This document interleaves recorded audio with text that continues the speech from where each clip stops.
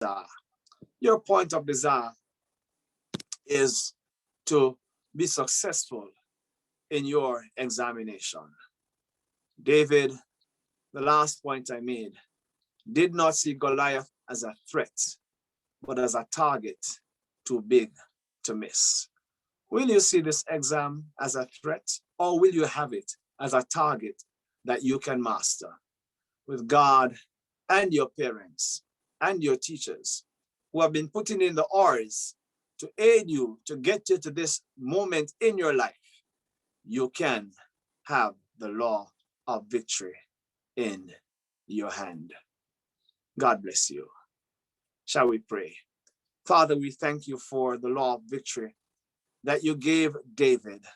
We thank you, Lord, for the opportunity that we all have to be victorious. This evening, as this pep talk is scheduled for not just the students, but also their parents and the teachers as well, we ask, Lord, that it will be a step in their victory on Wednesday, not just for those who are on this platform, but for all the students across this island who will be sitting the last segment of their PEP exam. Be with the coordinators, be with the presenters this evening, we pray, in Jesus' name. And at the end, give them all victory, we ask. Amen. Amen.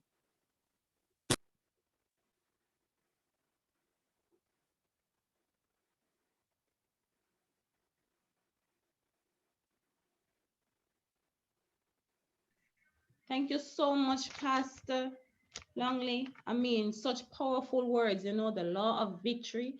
I just love the way that you conveyed the story of David and Goliath, and it just intertwined just in the right time with this PEP exam. Parents, students, teachers, sound words, and it is all about the attitude of David towards Goliath. Thank you so much, Pastor Langley. Powerful words. Okay, good afternoon. My name is Tamara Hamlin. I am also your moderator for this afternoon, assisting Mrs. King. And I just want to give you the instruction, parents. Please keep muted and please be respectful in the chat room. For our adults, students who are also unsupervised, remember that we must show respect for all right? Okay, good.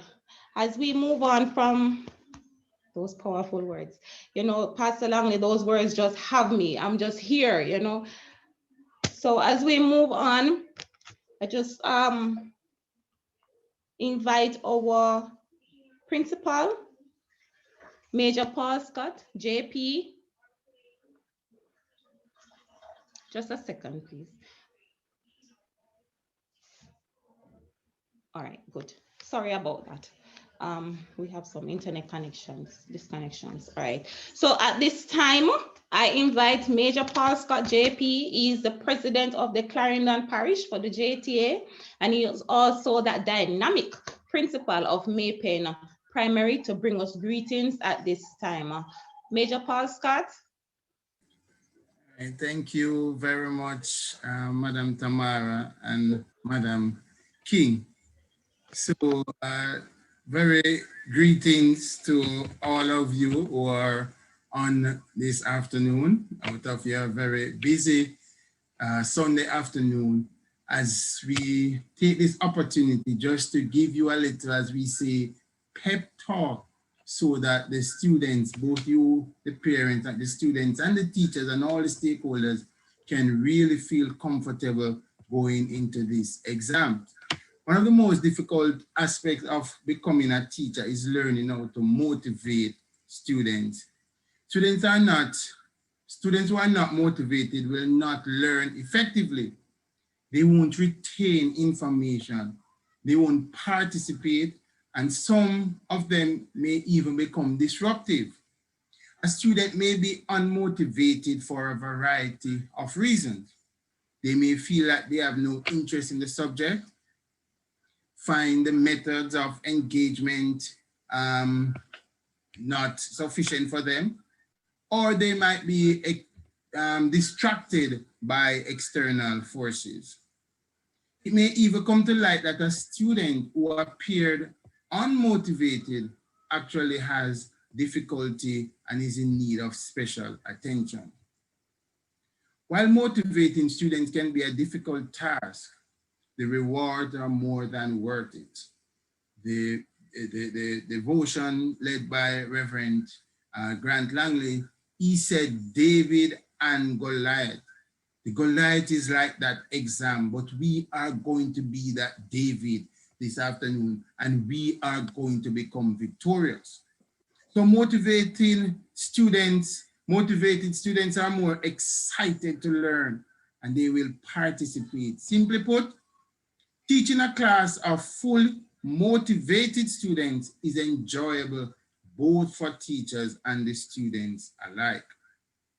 Some students may be self-motivated with a natural love for learning, but even the students who do not have this natural drive, a great teacher can make learning fun and inspire them to reach their full potential.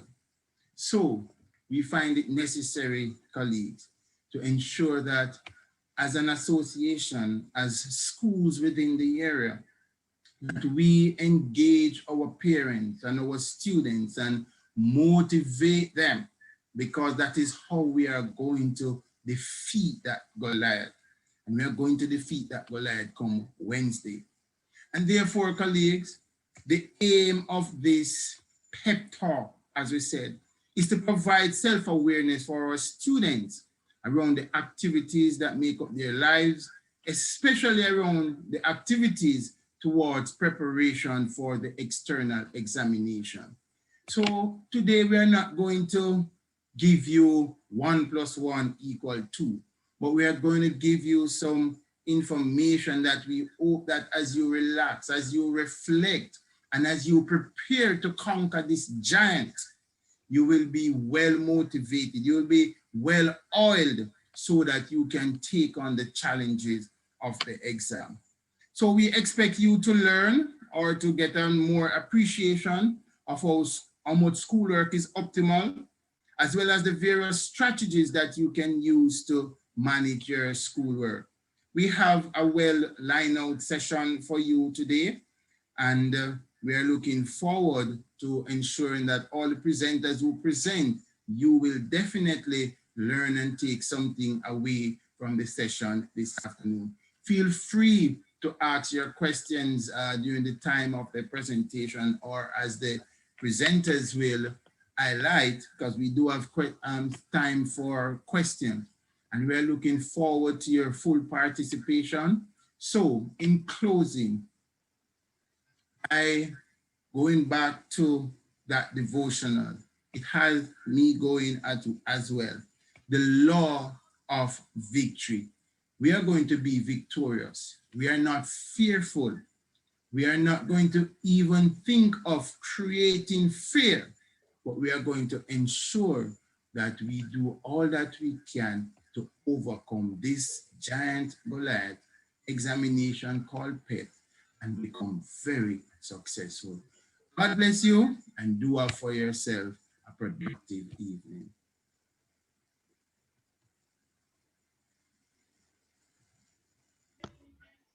Our principal, the dynamic Mr. Paul Scott. Thank you so much, sir. Well, well, well said. And we move on to Thanks our very other much. greeting. And this is another dynamic lady, powerhouse. She is Mrs. Shawnette Ball Wilson, and she is the president of the MAPEN DA. Mrs. Ball Wilson? Good afternoon. Are you hearing me? Yes, ma'am, I'm seeing you. Lovely. Good, good. Good afternoon to our presenters, teachers, parents, students, and other participants. Mapen District, in collaboration with the Clarendon Parish, welcomes you to PEP Talk 2021. I must commend the JTA Mapen DA Primary Committee, led by Mrs. Katie Stevenson King and Parish President Major Paul Scott, for this timely initiative. I do hope at the end of this workshop, you will leave feeling empowered, motivated, and with a better understanding of PEP. The devotion was just inspiring this afternoon, and I know that at the end of this workshop, you will leave feeling a bit more enthusiastic about PEP. Thank you and have yourself a productive evening.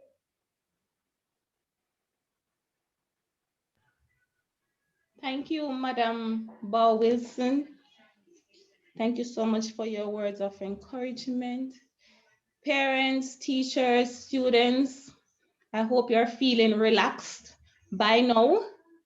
And as Mrs. Bow Wilson said, but at the end of this session, you will feel more empowered and more relaxed to face that giant, that Goliath called the PEP exam coming this Wednesday. Our chairperson and the moderator for this afternoon, Mrs. Katie Stevenson King. She's also the chairman of the Maypen DA.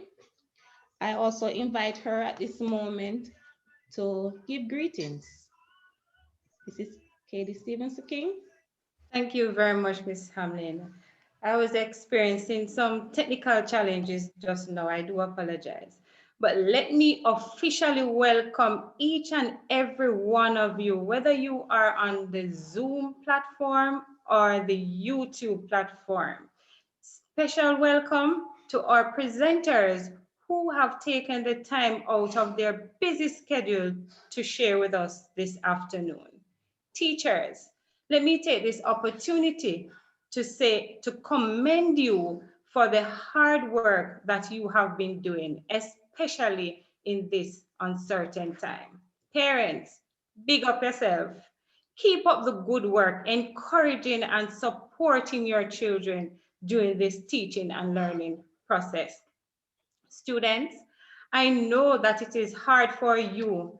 I too have children at home and I am experiencing this firsthand. But I encourage you to hold on and continue to do your best.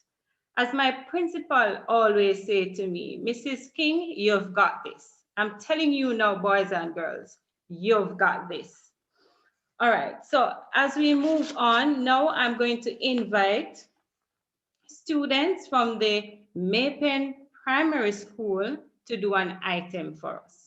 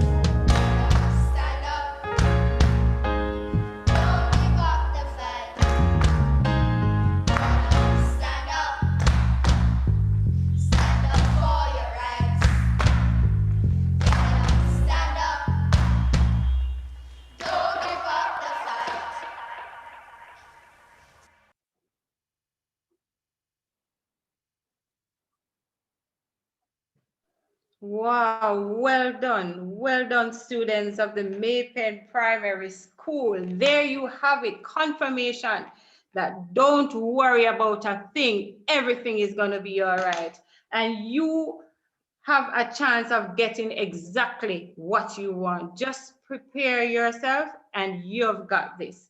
Get up, stand up for your rights, students, teachers, colleagues, and you will get exactly what you desire. At this time, I'm going to invite my co-moderator,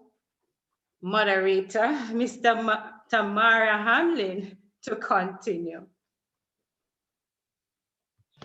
Thank you so much, Madam Chair. I just want to let everyone know that I am so enjoying the vibes this afternoon. You know, I heard about the story of Goliath, and now I'm hearing that I must stand up. Don't worry about a thing, because everything is gonna be all right. You know, I'm just feeling so empowered, and I'm not the one who's doing PEP this Wednesday. But I'm sure you are feeling empowered, to parents and students. If you are, you can feel free to type in the chat. I'm so loving it this afternoon. The pleasure is mine this afternoon. I have a very lovely lady that I am to introduce to you, and she's going to give us an overview of PEP. Now, this lady, she is self-initiated individual who lived by the philosophy to get what you want out of life is to help others get what they want out of life.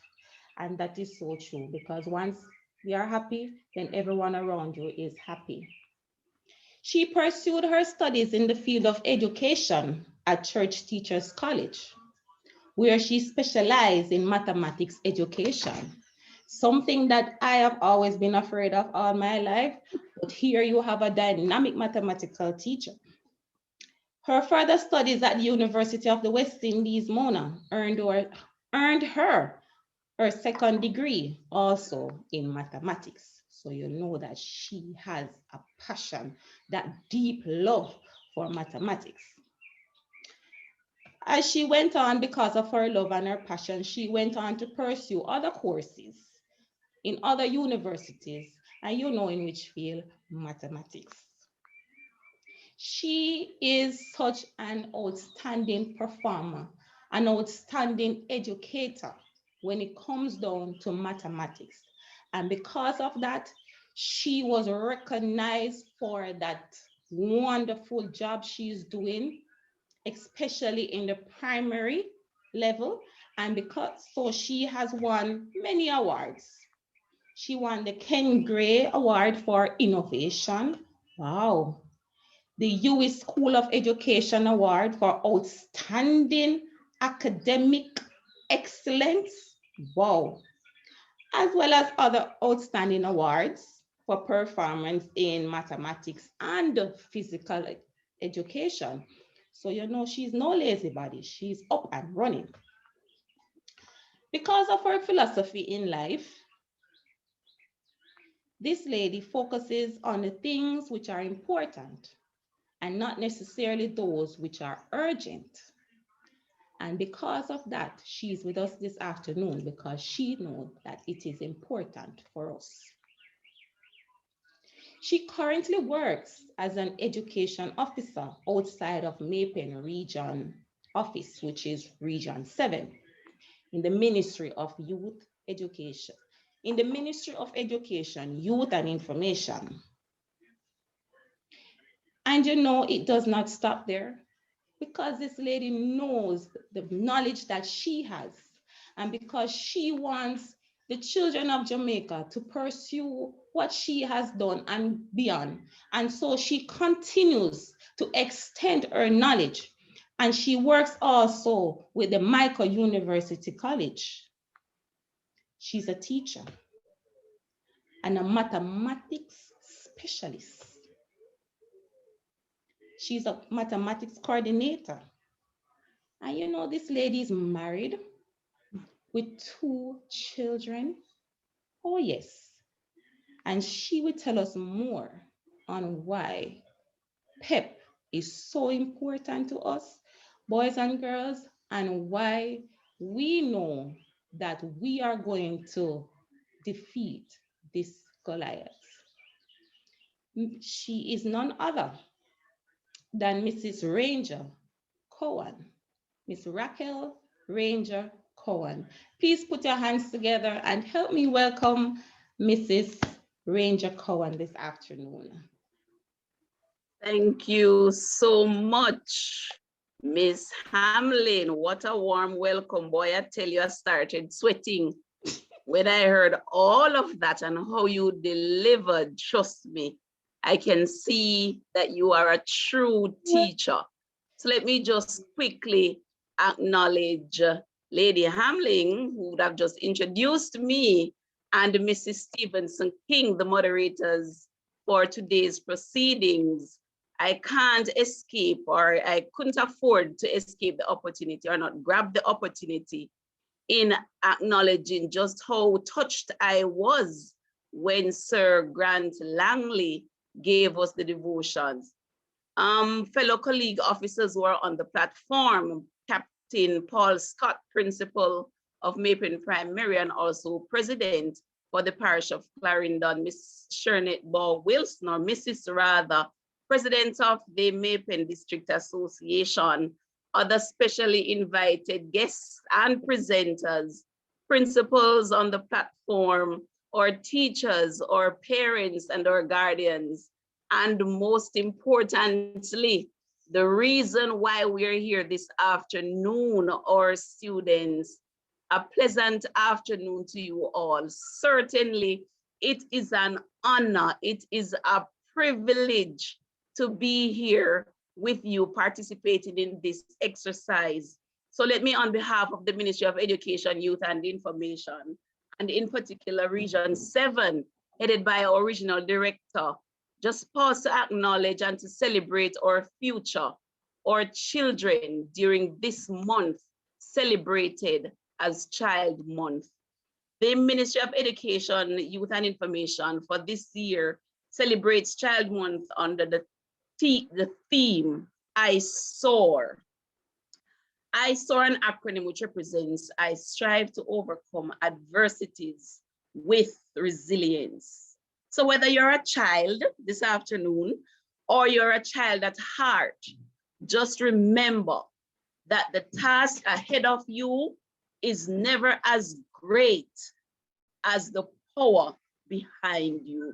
I would like to also use the opportunity to extend sincere appreciation to the team who envisioned this initiative and who would have worked assiduously in making that vision a reality, especially during these times of uncertainties. So thank you, especially to our teachers or principals or parents or guardians, and to all the stakeholders for their efforts. So the task is mine to give a brief overview on this thing called PEP.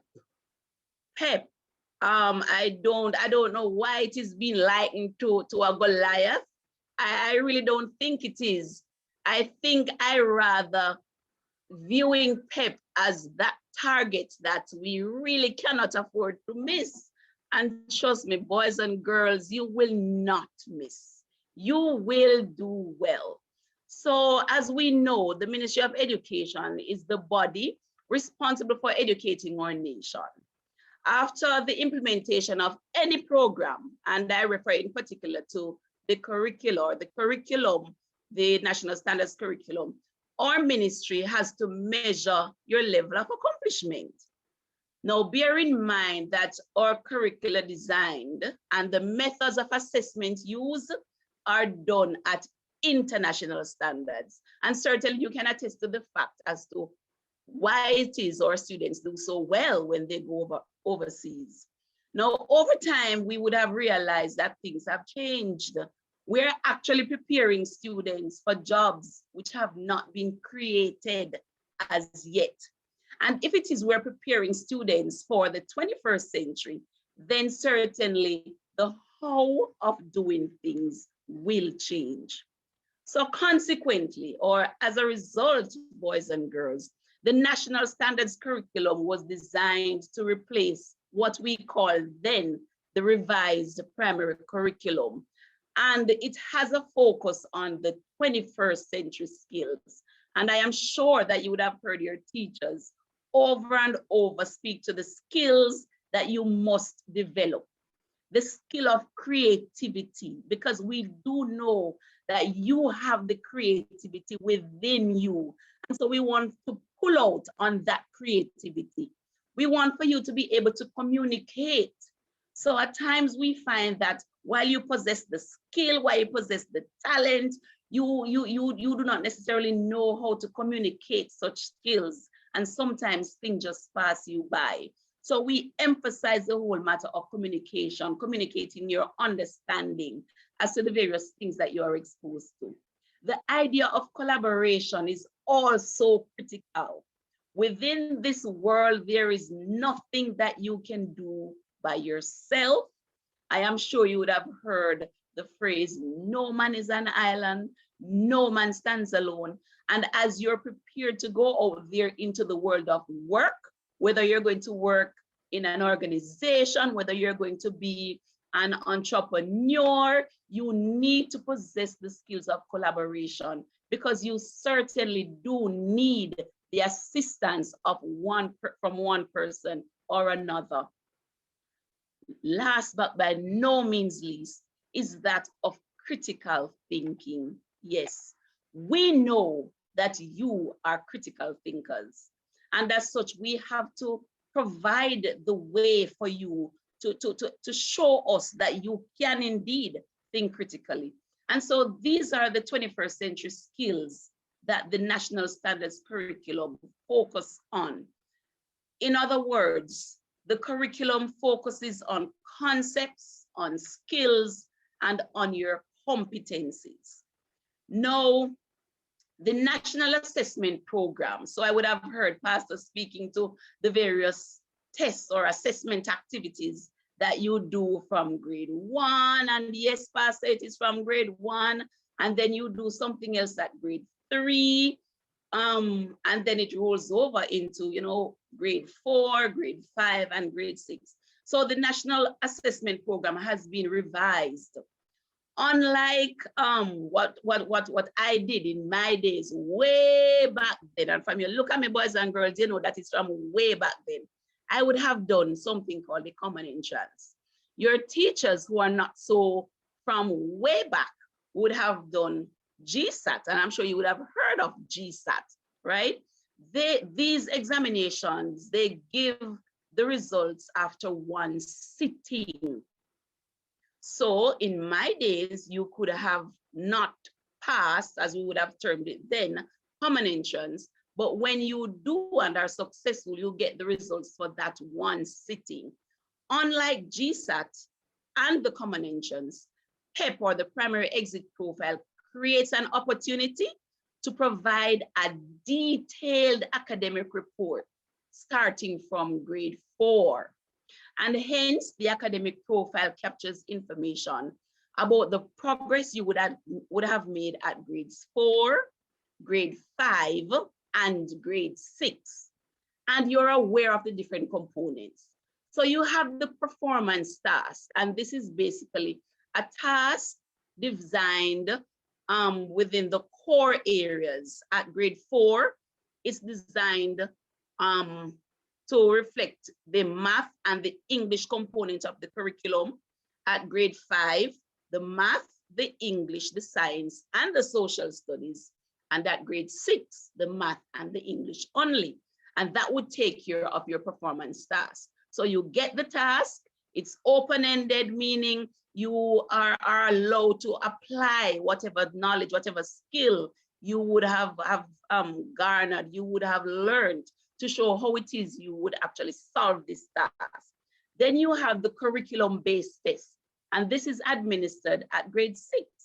Now, the curriculum-based test, as teacher would have told you, maybe I'm not so sure, because this year has been a very tricky one, but you perhaps would have heard coming up from grades 4 and 5, that this curriculum-based test is designed with different item types. So you will have some multiple choice, you will have some short answer questions, etc. And the curriculum-based test, as I would have indicated, is done you and it would have been designed using the grade 6 component of the curriculum only. And then the ability test, which is only assessed at the grade 6 level. Now, this is not designed to test any specific section of the curriculum. It requires that you show how you use what you have learned. It focuses on what we call your reasoning ability, or what we see as your natural way of thinking. So that is what the ability test requires of you. So you would have been in school, perhaps from ever since you remember, boys and girls. Mommy has pushed us out from so early, perhaps from 2 or 3, worst if mommy is a teacher, or you have an educator guardian, they perhaps will be pulling you along from you or even 1+. So all that you would have accomplished throughout all those years are what will be tested or what will be assessed when you do the ability test. Now, what has COVID done to us, boys and girls? Now, a lot has changed, and we exist in what we call unprecedented times. You perhaps would have heard that expression before, meaning times which we have never seen before, and we're praying that these are times which we will never see again. And certainly the Ministry of Education has not escaped the wrath of COVID. I would have heard on different social media platforms, on the news, of the various organizations that would have been hit. But would you believe me if I tell you that the Ministry of Education, I believe, has been hardest hit?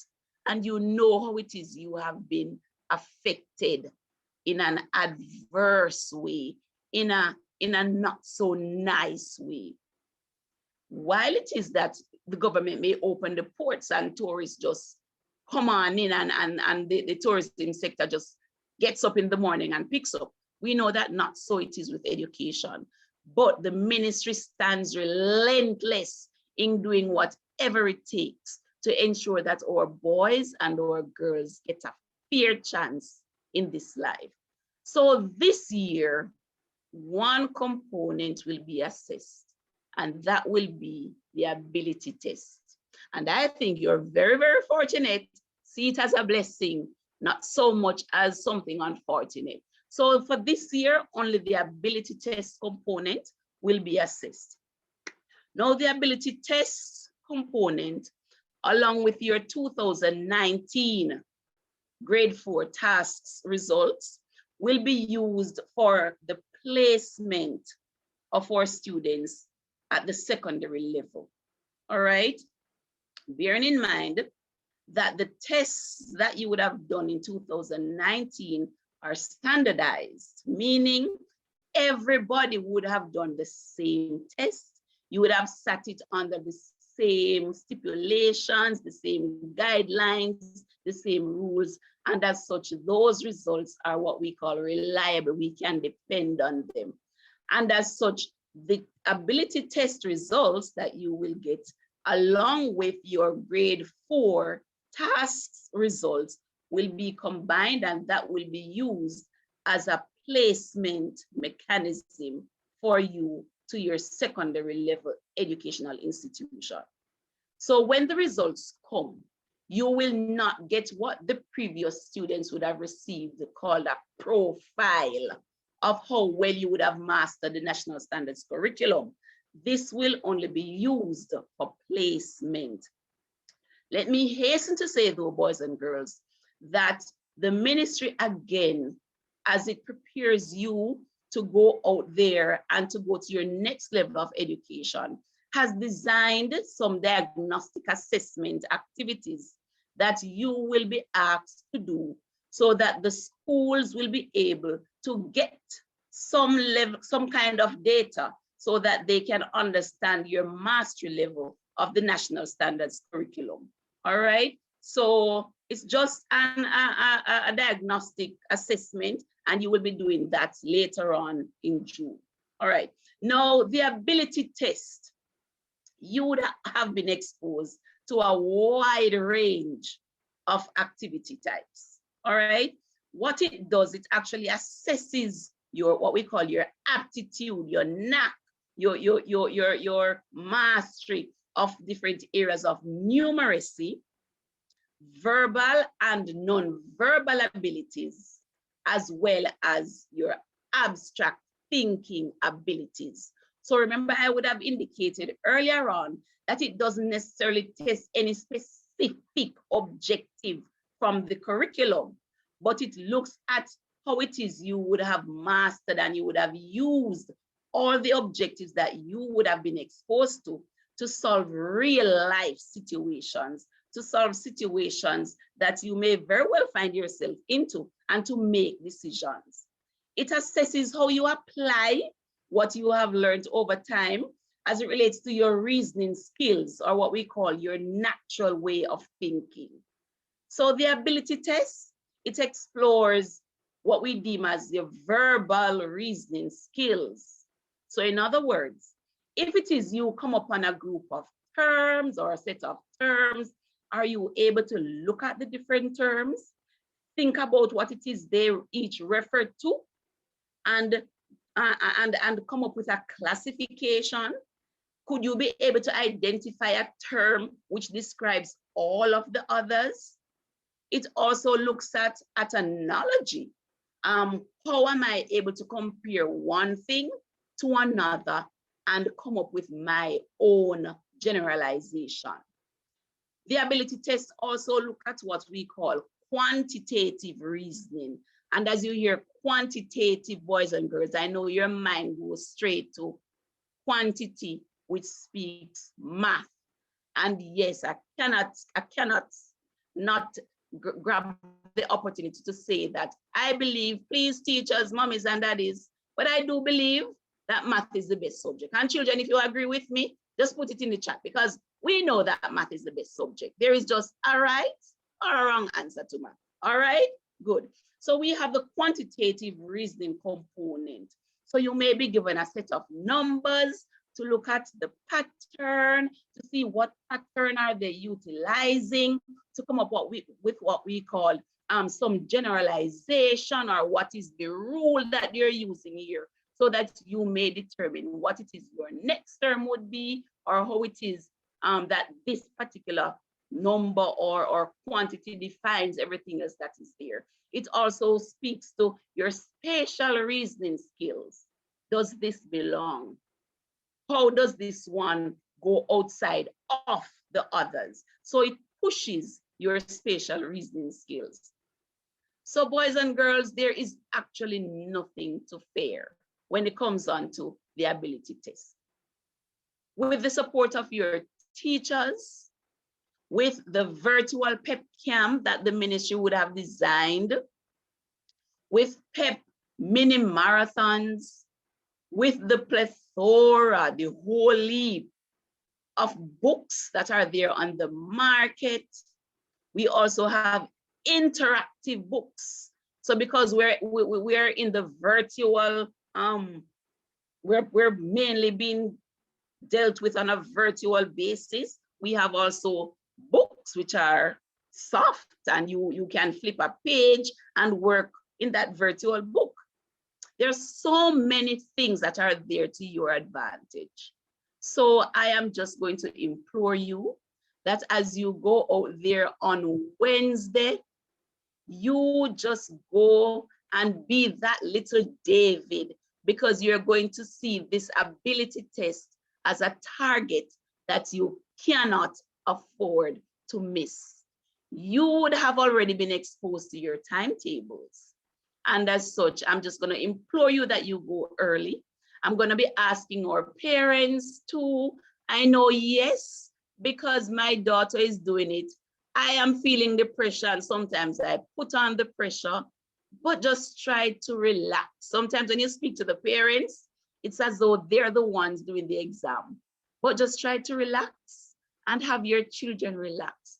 And trust me, as the song that Mapen Primary would have presented, you're not to worry. Don't worry about anything, because every little thing is going to be all right.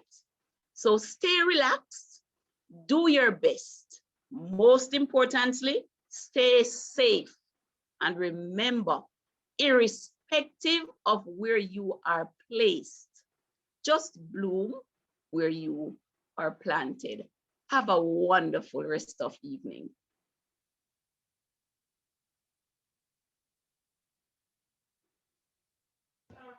My. Mrs. Kawada could sit and listen to you all afternoon, but you know we can't. I was just looking at the chat while you were talking, ma'am, and I'm saying the amount of persons, parents, who were agreeing with what you were saying. Every word, letter, sentence, phrase is true. I just want you to answer this question here. A parent asks, just a minute, let me just go back to it. Yes, a person was asking what percentage does the grade 4 test that the students did contribute to their PEP results?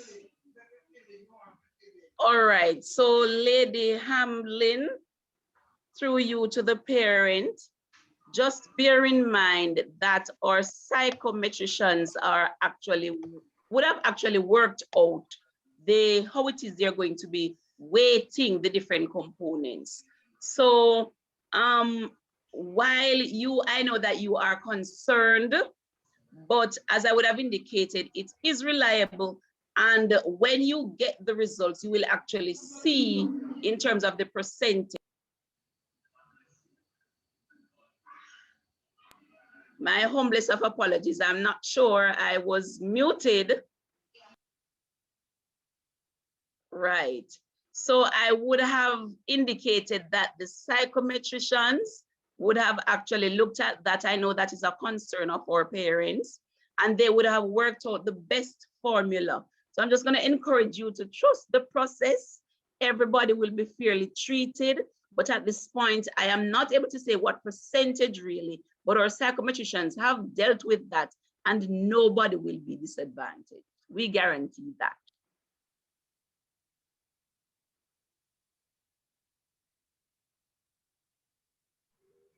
Lady Hamlin, please unmute.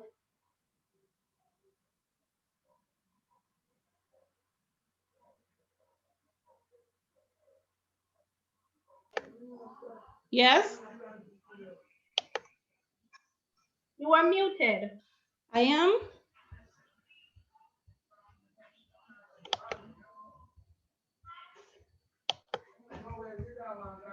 I don't know what's happening. You're good now, Tamara. Go ahead. Okay, thank you so much. Mrs. Cohen, persons in the chat, parents in the chat was saying maths is the best.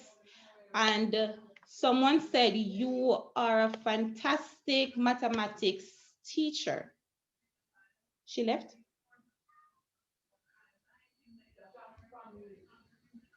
I am still here, Lady Hamlin. Okay. I'm still here. And Yes. I concur with the fact that math is the best. I saw somebody saying language, but we will talk afterwards. All right. I know we have to go because you're watching the time. Right. We'll talk afterwards. Yes, ma'am. So the MAPEN DA, sincerely, thank you so much, Mrs. Cohen, for answering the call to be with us this afternoon. You know, they say Sunday is family time, but the mom and the teacher in you could not resist such a call. So we thank you so much. It was a pleasure. All right, Mrs. Stevenson King. Or before Mrs. Stevenson King comes. Come on, I'm here. Just give me 1 minute. I understand that Mr. Errol Horton has joined us. Mr. Horton is an education officer at the Ministry of Education, Region 7. Welcome, sir, and we do appreciate your presence this afternoon with us. Back to you, Miss Hamling. Yes, not yet. Ah, Mrs. Mears, she is a teacher at Maypen Primary School. And I'm sure that Mrs. Mears' heart is just smiling right now. Is that true, Mrs. Mears? Yes, it is. Wonderful. And with that smile in your heart, I'm going to ask you to present our first speaker for this afternoon. Thank you, Ms. Hamlin. Good afternoon, colleagues. The privilege is mine to introduce our speaker, who will address our emotional readiness this afternoon.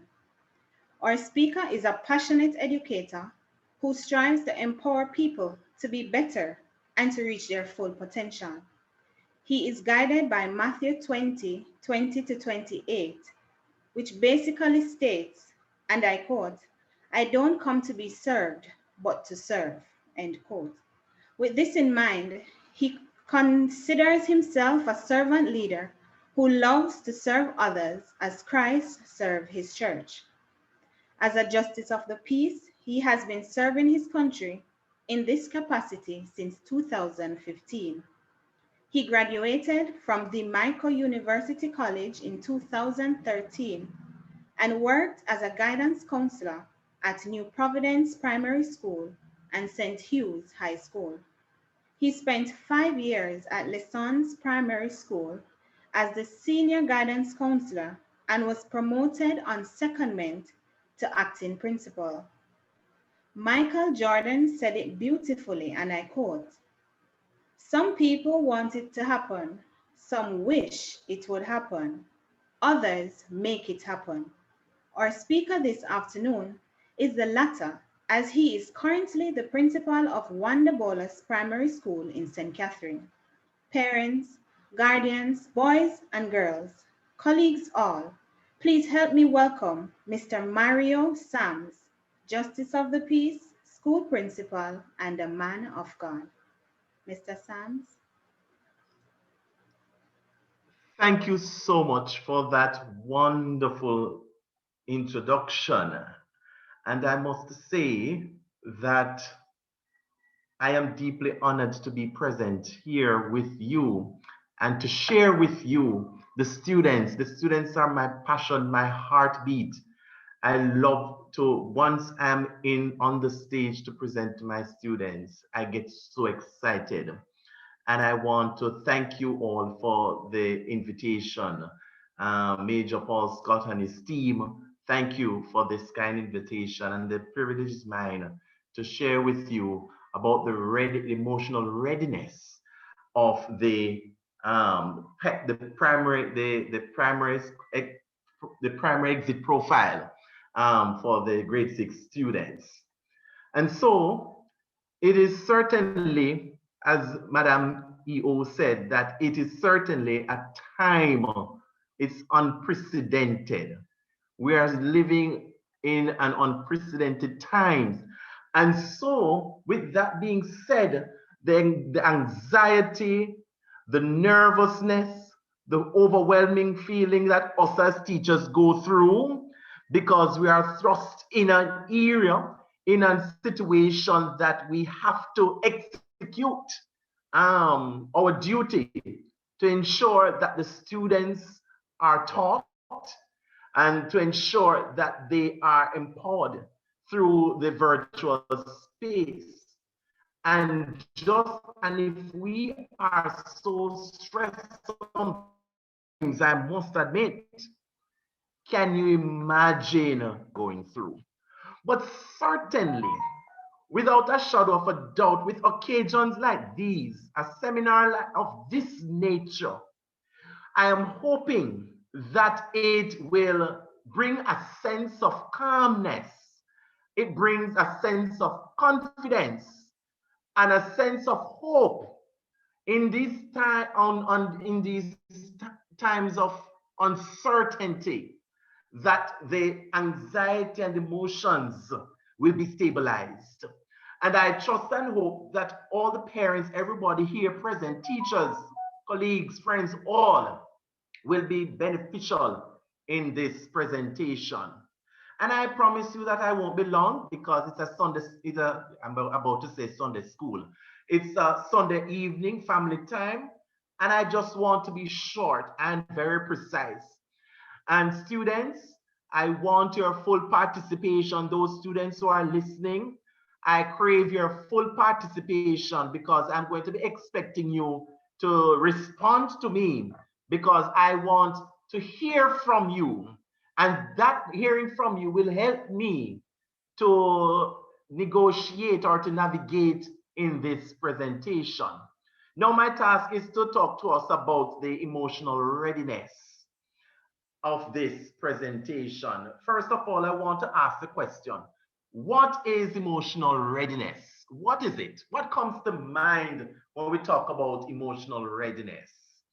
Any bright child would want to answer that question. Any bright child?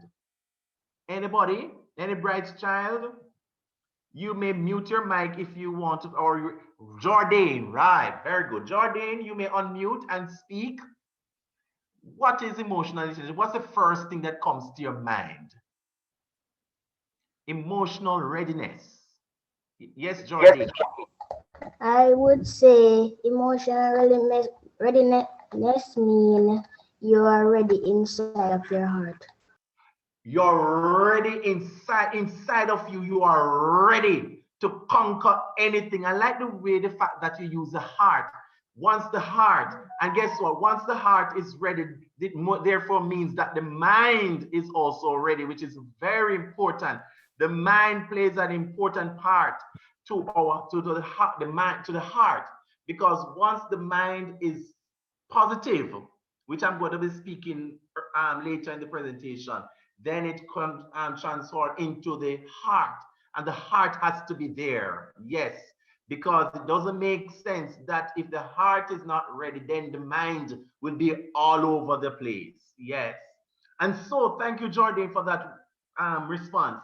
So it is the understanding of your own strengths and the weaknesses and taking care of your own well-being. It is the understanding of your own strengths and weaknesses and to taking care of your well-being. Yes, students, you have strengths, you have weaknesses. And so some of these weaknesses that may come, for example, feeling nervous, those sort of things, they're only natural. All of us, we all have weaknesses. But it's how do we deal with these weaknesses? Huh? How do we deal with them? Do we allow them to overcome us and to cause us to give up? Now, before I go any further, I'm going to be showing you something on YouTube that I want you to look at the various emotions, right? The various emotions, I want us to look at them. And before you respond, I want you to observe the different feelings. And based on those feelings, I am going to be asking some questions. So pay attention to this short video about the various emotions.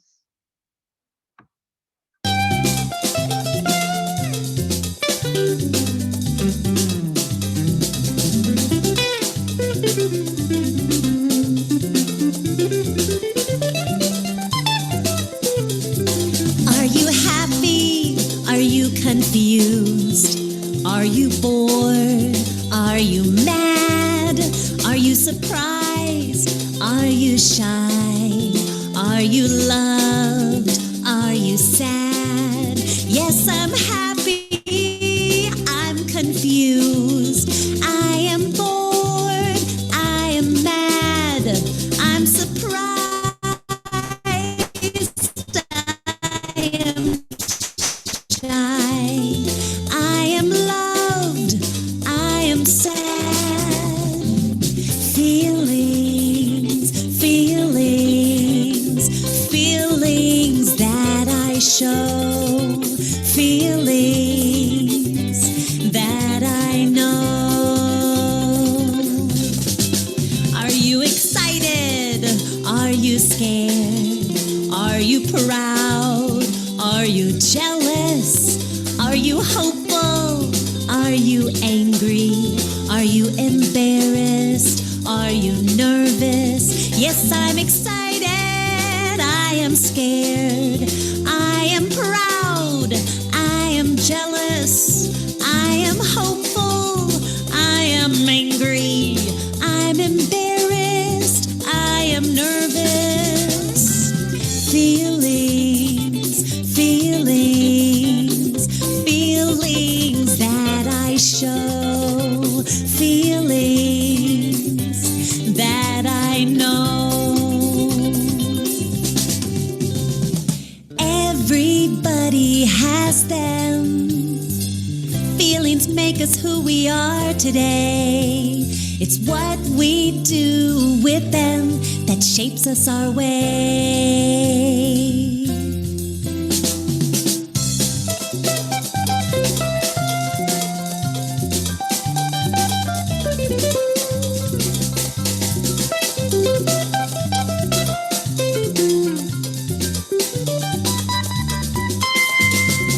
I'm content, I'm unsure, I'm disgusted, I am sleepy, I am curious, I'm annoyed, I am calm, I am silly.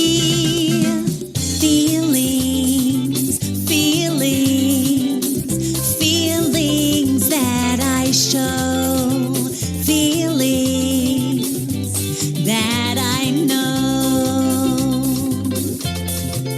Oh, feelings, feelings, feelings that I show, feelings that I know.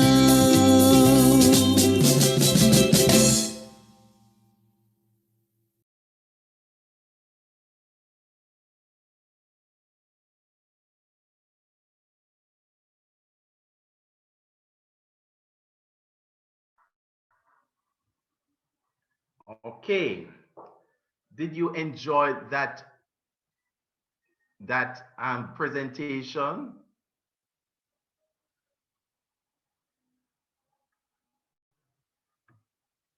Anybody hearing me? We're All hearing right. you, sir. All mics are muted. Excellent. Was just wondering. Okay. Now, students, after listening to that video and to watch that video, PEP, you know that PEP is on Wednesday. Yes? PEP is on Wednesday. I want somebody to tell me, probably three persons, to tell me, how do you feel about this PEP that is coming on Wednesday? Or what are you feeling now? Today's Sunday, you're thinking about PEP coming up on Wednesday. How do you feel at this moment? Three persons, please tell me. Amelia Sawyers, you're first. How are you feeling? What are your thoughts about the PEP coming up? Nervous. You're feeling nervous. Okay, do you know why you're feeling nervous? Why do you feel nervous, Amalia?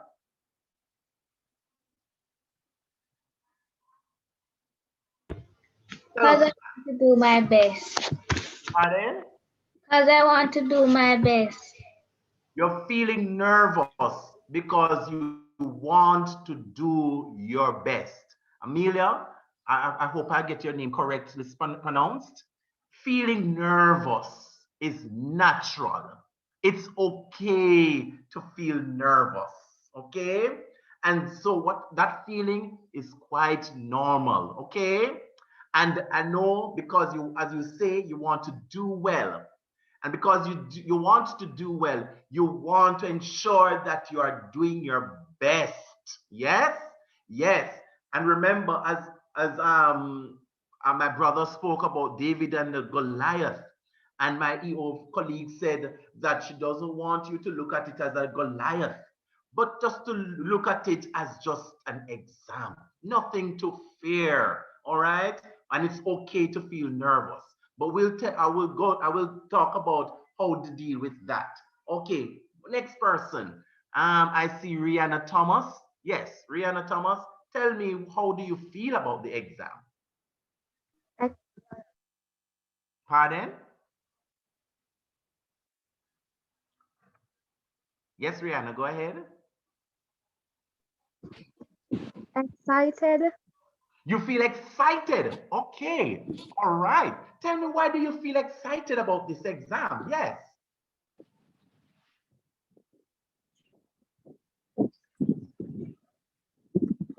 Tell us why.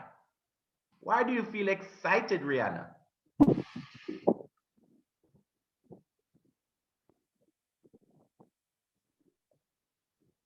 We have lost Rihanna there.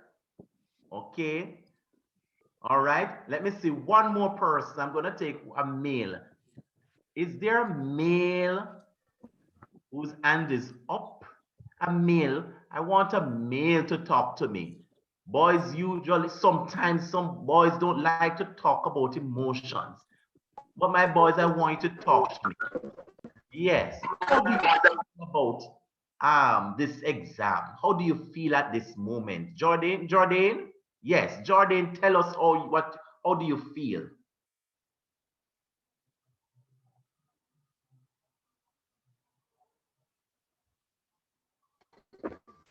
Sir, I feel kind of excited. Boy, The Jordan. reason I feel nervous because when you reach deep into the exam, Jordan, I don't know when if you it's reach my deep into the internet. exam, there are going to be some challenging questions. Okay, Jordan, I'm going to ask you to say that once more. I don't know if it's my internet or it's your connection. I heard slurs. I didn't hear a word, and I'm sure the others are experiencing the same thing. Could you repeat what you just said? Sir, I feel half nervous and half excited. Okay, so you're having a mixture of feelings. You're feeling half nervous and you're feeling half excited. Okay, so I want to hear the positive. I want to hear the excitement part. Why do you feel excited? Sir, sir, because I've been studying and going through a lot of papers. You have been? Studying and going through a lot of papers. Okay, excellent. Very good. Very good. You've been studying and going through a lot of past papers. Very good. All right. Why do you feel nervous?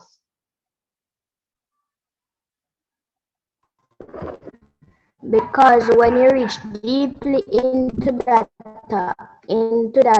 PEP, you're going to find some challenging questions. Ah, very good, Jordan.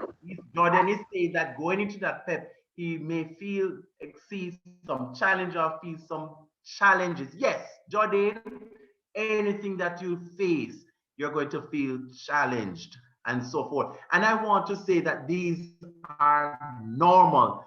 Students, all these emotions that you're experiencing, they are normal. Okay?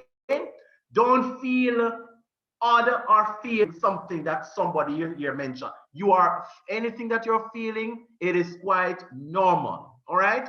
Now, first of all, going into that exam on Wednesday, right?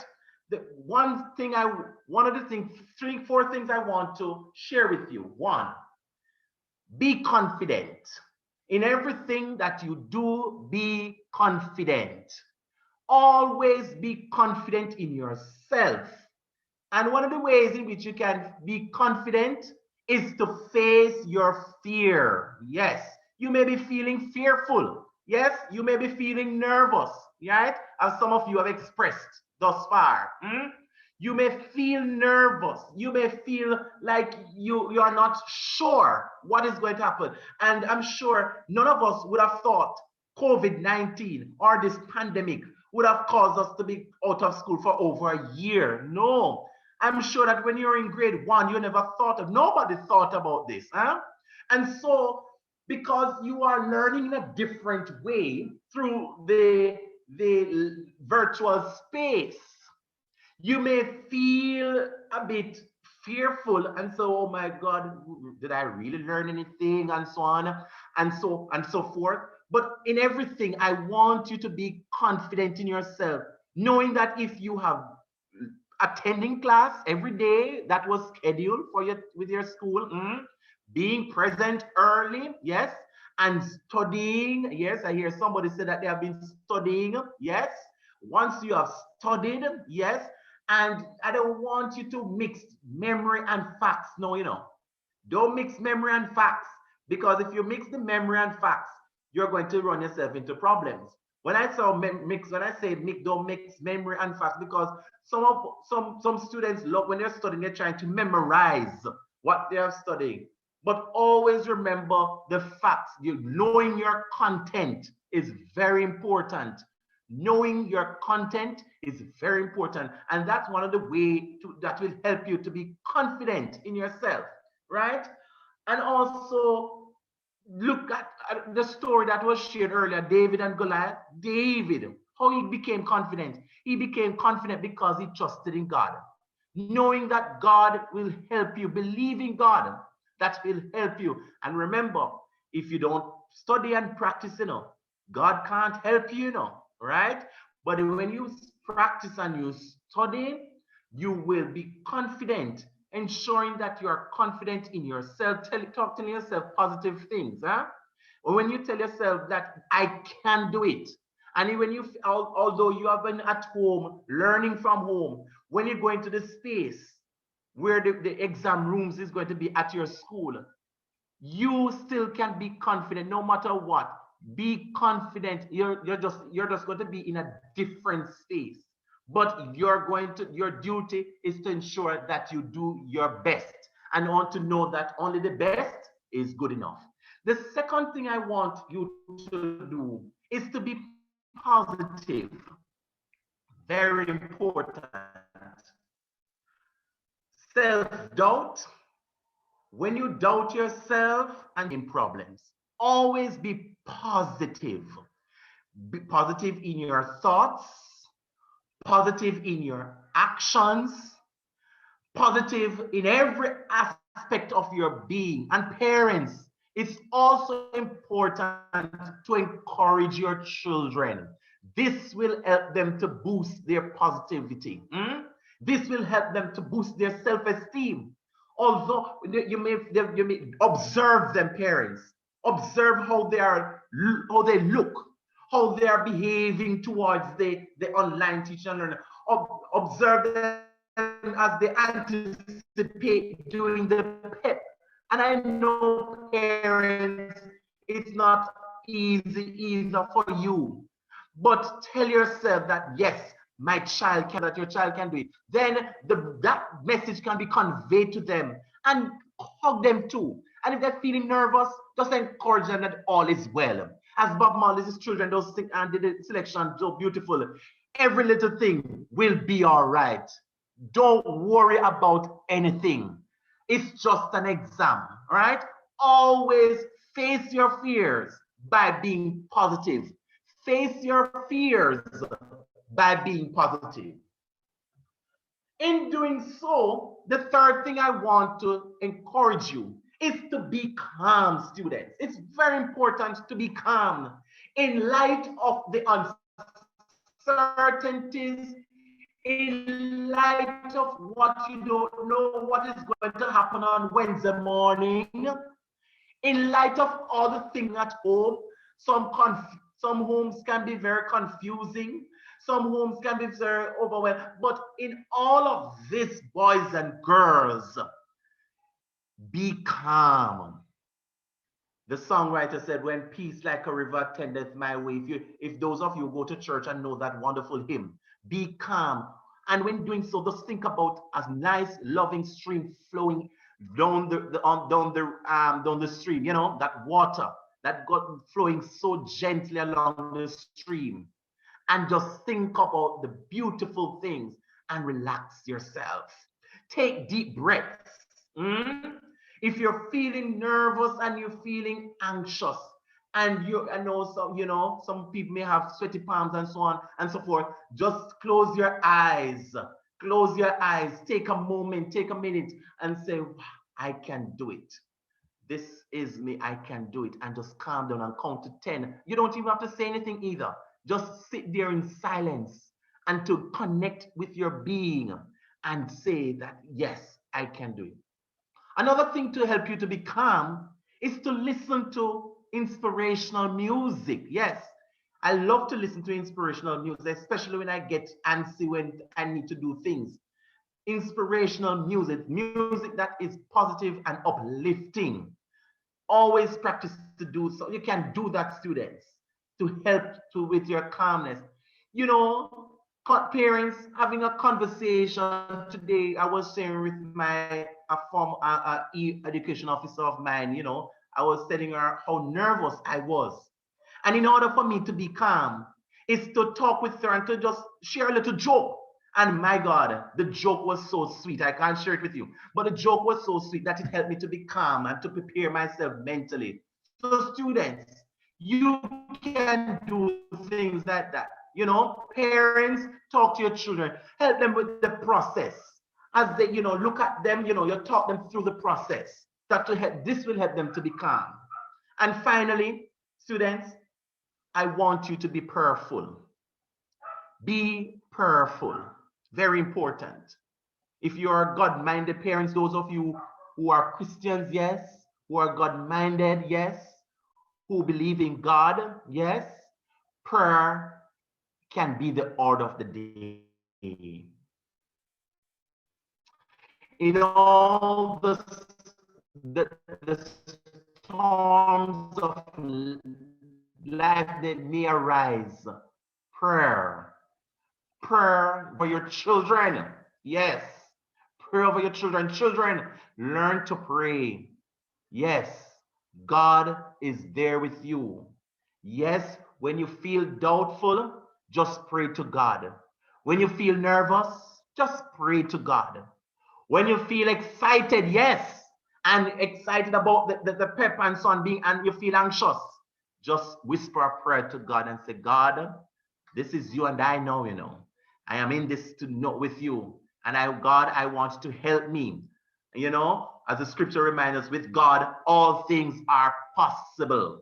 Students, you can do it. You will do well. Tell yourself that I can do well. Tell yourself that you are a winner. Tell yourself that you will be the best thing ever. Tell yourself that you are a big deal. Yes. And I know that as you tell yourself these things and you pray, because we know that prayer changes everything, we know that you all will be well. And so, students, as I close this short presentation, I want you to remember to be confident.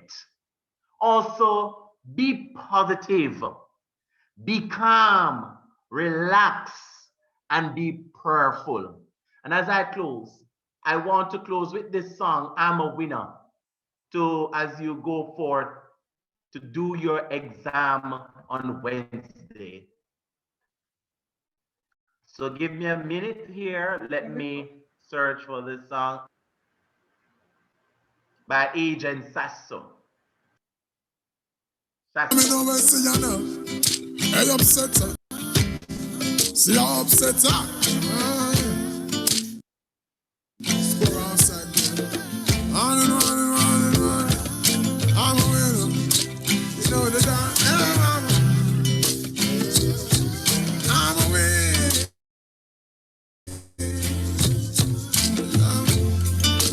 I want you to know I'm innocent. Oh, we're winning right now, you say we're winning right now. Me forget that trophy to what me living right now. Cause I'm winning right now, yeah. And I'm chilling right now. Oh, we're winning right now. Our Thanksgiving right now. Cause we're winning right now, yeah. I'm winning. I'm winning.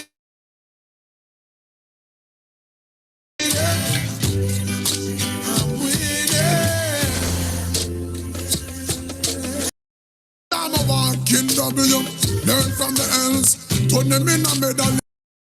Don't forget bells. Every day you see me with the on the next level. Break records like we cracking eggshells, and every single ounce of effort we expel.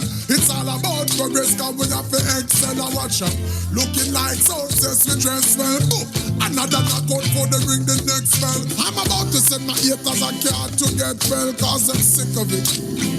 Yeah, I'm so sick of it. But that's the whole gist of it. I hate in all the beauty when winning and we have it, cause I'm winning. I'm winning.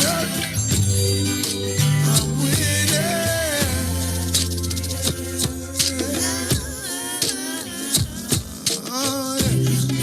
Oh, we're winning right now, you I say we're winning right now. Me forget a trophy to what me living right now. Cause I'm winning right now, yeah. And I'm chilling right now. Oh, we're winning right now. Our Thanksgiving right now, yeah. I say we're winning right now. So every day you see me are the reigning champ. And at the cloud with the silver line we reigning from. Cause if you see some of the places where we hailing from, it's just the type of place we should be failing from. But now we're winning. Yes, every quarter, every inning. Bolt if I tracks and then I fence if I swimming. You know that there's no giving in no matter the circumstances we're living in, you hear me? I'm winning. I'm winning. I'm winning.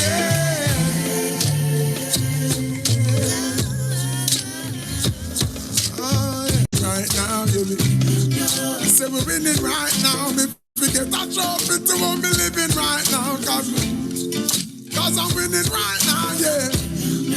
And I'm chilling right now. Cause oh, we're winning right now.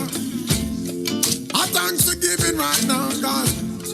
I said we're winning right now.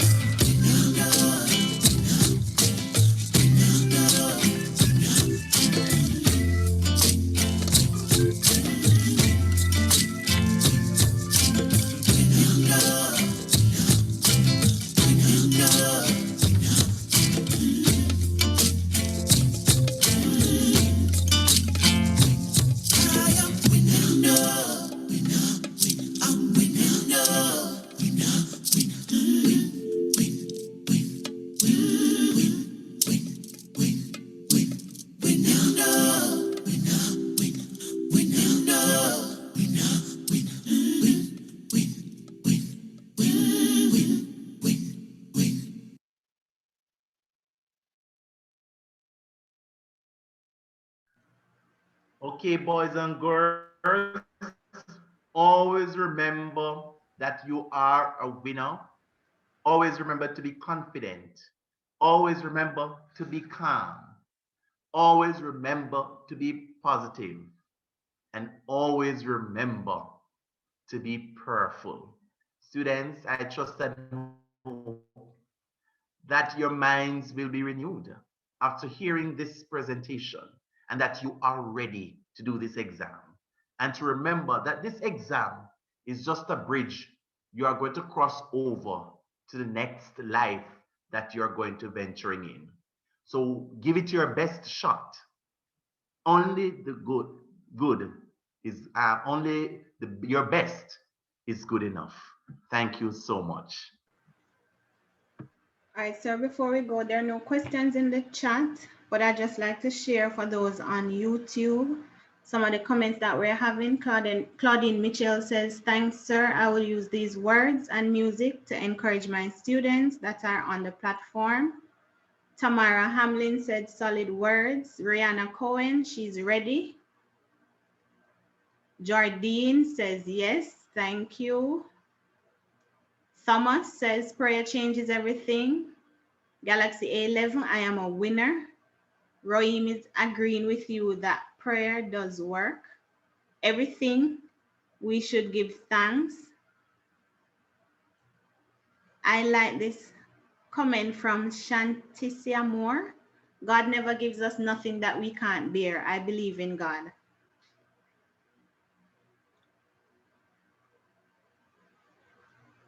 All right, if there are no questions, or if you have questions, you're able to raise your hands now.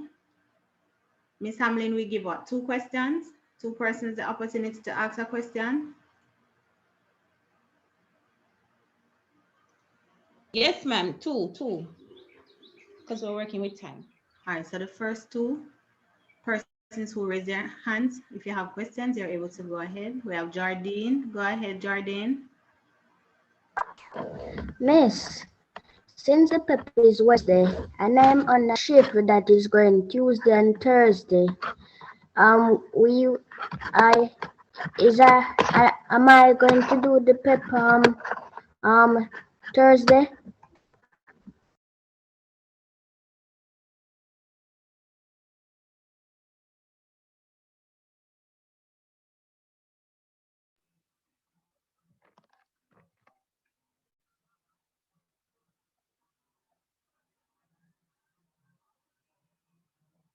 All right, Jardine, we'll get back that answer to you. There is a question in the chat.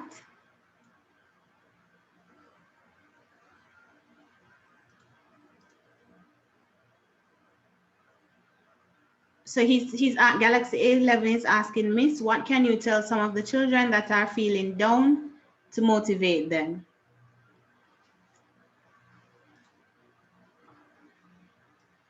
Mr. Sams?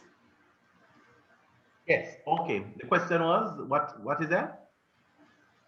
The question is, what could you tell some students who are feeling out of it and needs motivation? Okay, thank you for that question. As I said before, always say positive words, encourage them, saying positive words to reassure them, because students need reassurance, children need reassurance.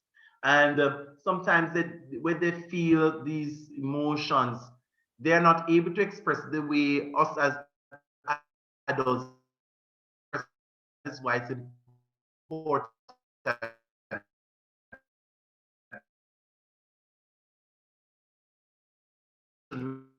with them so that they can process whatever they're feeling. And so if they're saying that I can't, for example, they say that they can't do it, you can turn that statement into a positive one to say that you can do it, and to just continue to be positive with them as well. All right. Thank you so much, Mr. Sams. Awesome presentation. It was indeed clear and precise. So on behalf of the entire both on Zoom and on YouTube, by extension, the Clarendon Parish, we are saying thank you for taking the time out to share this afternoon with us. We appreciate the tips that you have left with us. Your presentation, I believe, sir, was inspiring and will definitely be beneficial, not just for this topic, but for future. So we thank Thank you so much. The honor was mine, and thank you for the invitation. It's been a pleasure. You're welcome. All right. Thank you very much again, Mr. Sams. Short but spicy. I love the energy and I love the participation, especially those from the children. It shows that they are engaged and involved in what we're doing here this afternoon. All right. I can tell you that we are winning right now. It's not just the children. I think that all of us are winning right now because parents, teachers, our fellow colleagues, all of us are putting in what we can do to help our children prepare for this exam. Thank you very much again, Mr. Sam.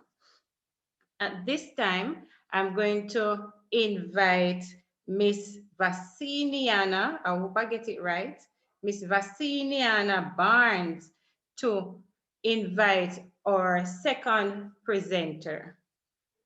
Miss Barnes, are you there?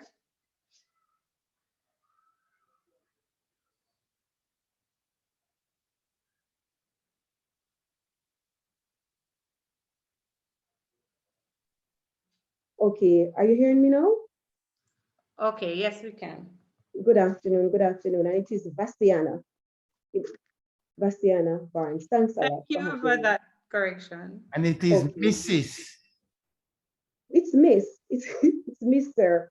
Good afternoon, everyone. It gives me great pleasure to introduce our next speaker. He hails from the parish of Clarendon. He was born in Shackleton and raised in Maypen. He was educated at Gargamastea High School and later on at the Michael University College. He is a past teacher of Spanish Town High School. While there, he wore many hats.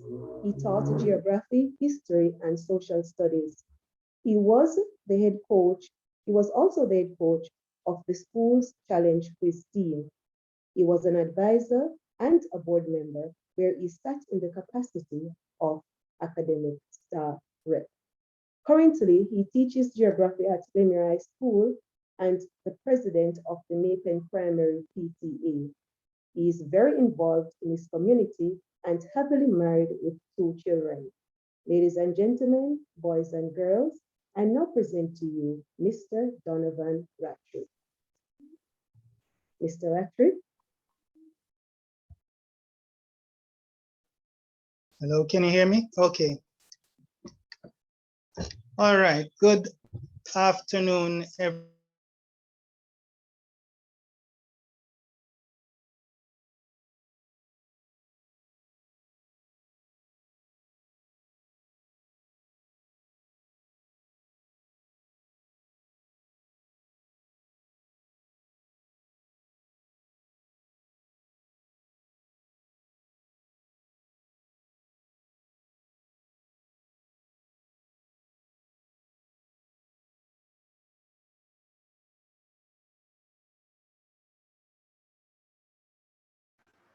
Mr. Rattray got bumped off. Okay, can you hear me now? I don't know, something happened a Yes, while sir. ago. Go ahead. Okay, right. Yes, good evening, everyone. Special invited guests, including my former hall warden, Mr. Errol Houghton, now EO of Region 7. I'd like to also take the time out to say hello to Mr., or should I say Major Scott, and the parents, my fellow members of the PTA, all the teachers and students of the Maypen Primary School, and also my fellow presenters. A pleasant good afternoon to each and every one of you. It is my pleasure to be here. I'm honored to be invited to give a presentation on parents' involvement in the preparation for PEP. So I'm going to go right ahead now and present my screen. So let me know if you're able to see my screen.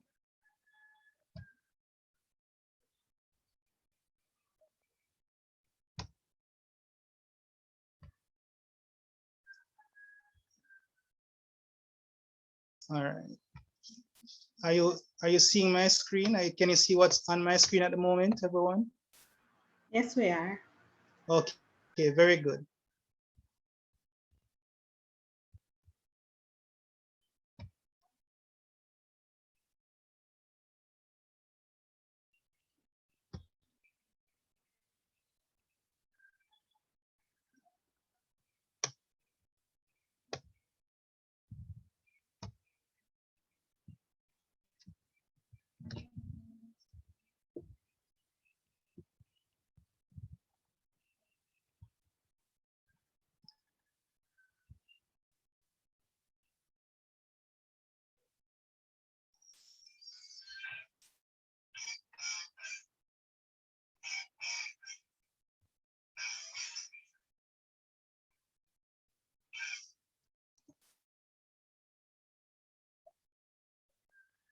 Now, PEP is one of those exams that students have to naturally take in order to matriculate to another level.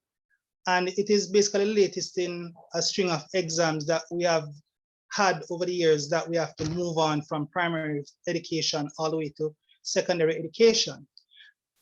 Very often, parents, don't view their participation in the students' preparation for the next level as greatly as that they place on the teachers and the students themselves. But the thing is, teachers spend very little time in a 24-hour day span to prepare students over a 9-month period for this particular occasion. But the parents spend a vast majority of the day with their students, and therefore the onus is on parents to meet the teachers halfway in helping to prepare the students for their exams by doing things that would benefit the students. So this presentation will allow you parents to see what you can do to prepare your child for the exam that is to come on Wednesday. And some of them you probably have done already, some you have not, but nonetheless, we're just gonna go right into it and to show you how important a role you play as a parent in getting your student ready for that next level. Quite a number of the things have been said by our presenter, Mr. Sams, and they'll be reiterated in my presentation. There are basically several ways that you, the parent, can actually prepare your child for the exam. The most important, or the first one, is to make sure you get all the information on PEP as possible. Get all the information on PEP. How do we get them? Some of you have already started that process over a particular period of time, but you basically can get all the information you need on PEP by going on the web. There's actually a website, a PEP website by the Ministry of Education that you, the parent, can go to and get all the resources you need, all the perfect information you need to prepare your child for the exams. You're gonna get past paper questions, sample questions, updates, bulletins, and other resource materials, even an area that is there that you can actually post your queries. Another source of valuable information about the PEP exam is the child's teacher themselves. You can establish contact with the teacher, especially in this time of COVID-19, through various platforms online, like WhatsApp, or even have a Zoom conference with the teachers. And the teachers will give you all the information you need to know about the exam itself as well. Here is the website for the PEP exam, for the PEP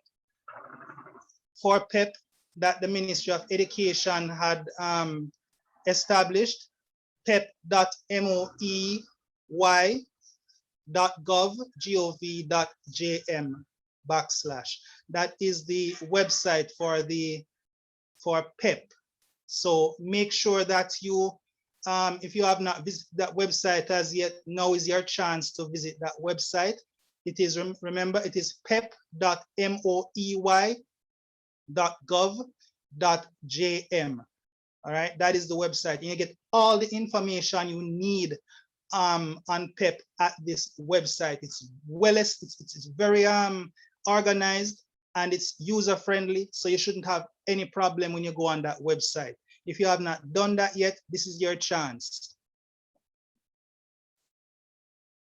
So we already established that you can visit the child's, pay a visit to the child's teacher, basically to let the teacher tell you what are your child's weaknesses and strengths, and you can actually assess these weaknesses and strengths of your child and tackle them prior to the exam, so that you are able to properly equip your child for the exam coming up. As I said earlier, establish communication with your child's teacher through the different platforms online. Like you have your Zoom, your WhatsApp, you may have Skype, whatever the connection is. Because you see, the thing about it is that teachers are on the ground, so they can give you realistic, real life information about your child. Again, go on the website and find practice papers. That's the beauty of the website, of the PEP website. You're able to go on that website and find practice papers that you can give to your child. So you can see how the exam is structured.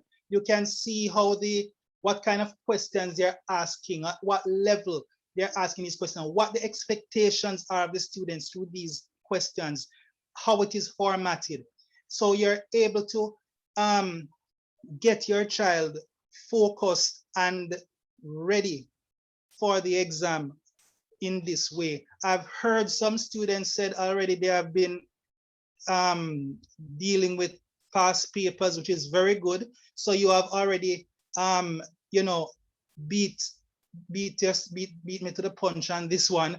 So kudos to you all. If you have not done so as yet, it is not too late as well.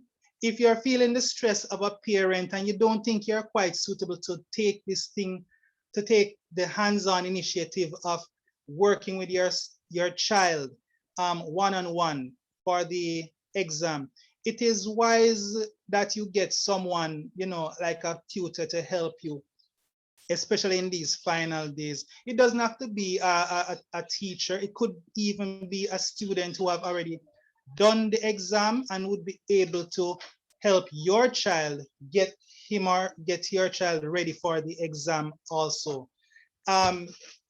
Feel free to go on websites. I know for a fact if you go on Facebook, you may see teachers from other schools, you know, offering their services, some free, some a minor cost to help tutor your child in PEP.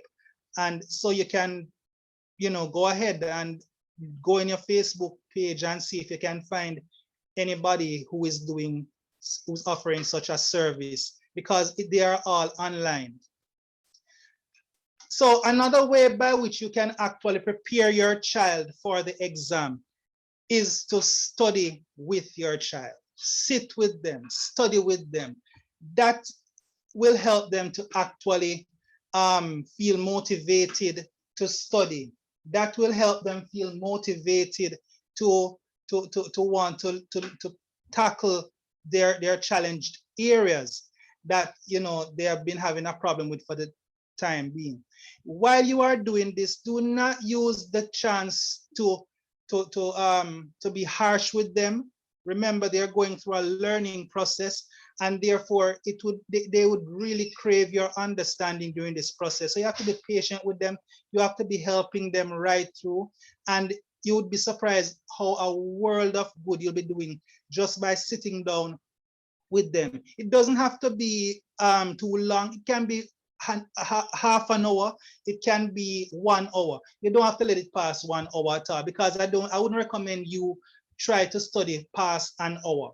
You know, these are young children. They are going to need time to stretch their muscles, to relax. And we keep hearing relax coming up in the previous 2 presentations. So they're going to need time to relax. They're going to need time to reflect and just, you know, get comfortable. So you don't have to spend nowhere past an hour with them. All right. And if you can put it to half an hour, that would be even better for you yourself. And because we know as parents, we work, we have chores to do at home. So we have to make sure that we stick to our schedule in order to get everything done within that evening. While you are studying with them, create study aids, you know, like flashcards or charts with important formulas that they may want to know, important dates, as well as key terms that the child has to buckle down on in order to, you know, tackle the questions that are coming on the exam papers. And to add a little variety to it, parents, you don't have to be spending time reading all the time. Sometimes it's good when you can go on the internet and find videos that are useful, that cover the same content that you are planning to study with your child that particular evening. So it gives them a break away from the whole reading practice the book thing, you know, so they can actually sit down and take in the same information in a different way that may make them comfortable, that may make them feel entertained at the same time, fun to them. You know, I mean, these are children, so we have to try and make things appealing to them, especially in crunch times like these. Formulate questions, go through their textbook, go through their notebooks, and based on what the information you're seeing there, formulate questions and, you know, give them to answer. You know, this also puts them on their P's and Q's and really give you an opportunity to see where they are weakest and where they are strong, so you can easily tackle this. Another way we can help our children be focused and ready for PEP. Keep hearing this, teach your children how to relax.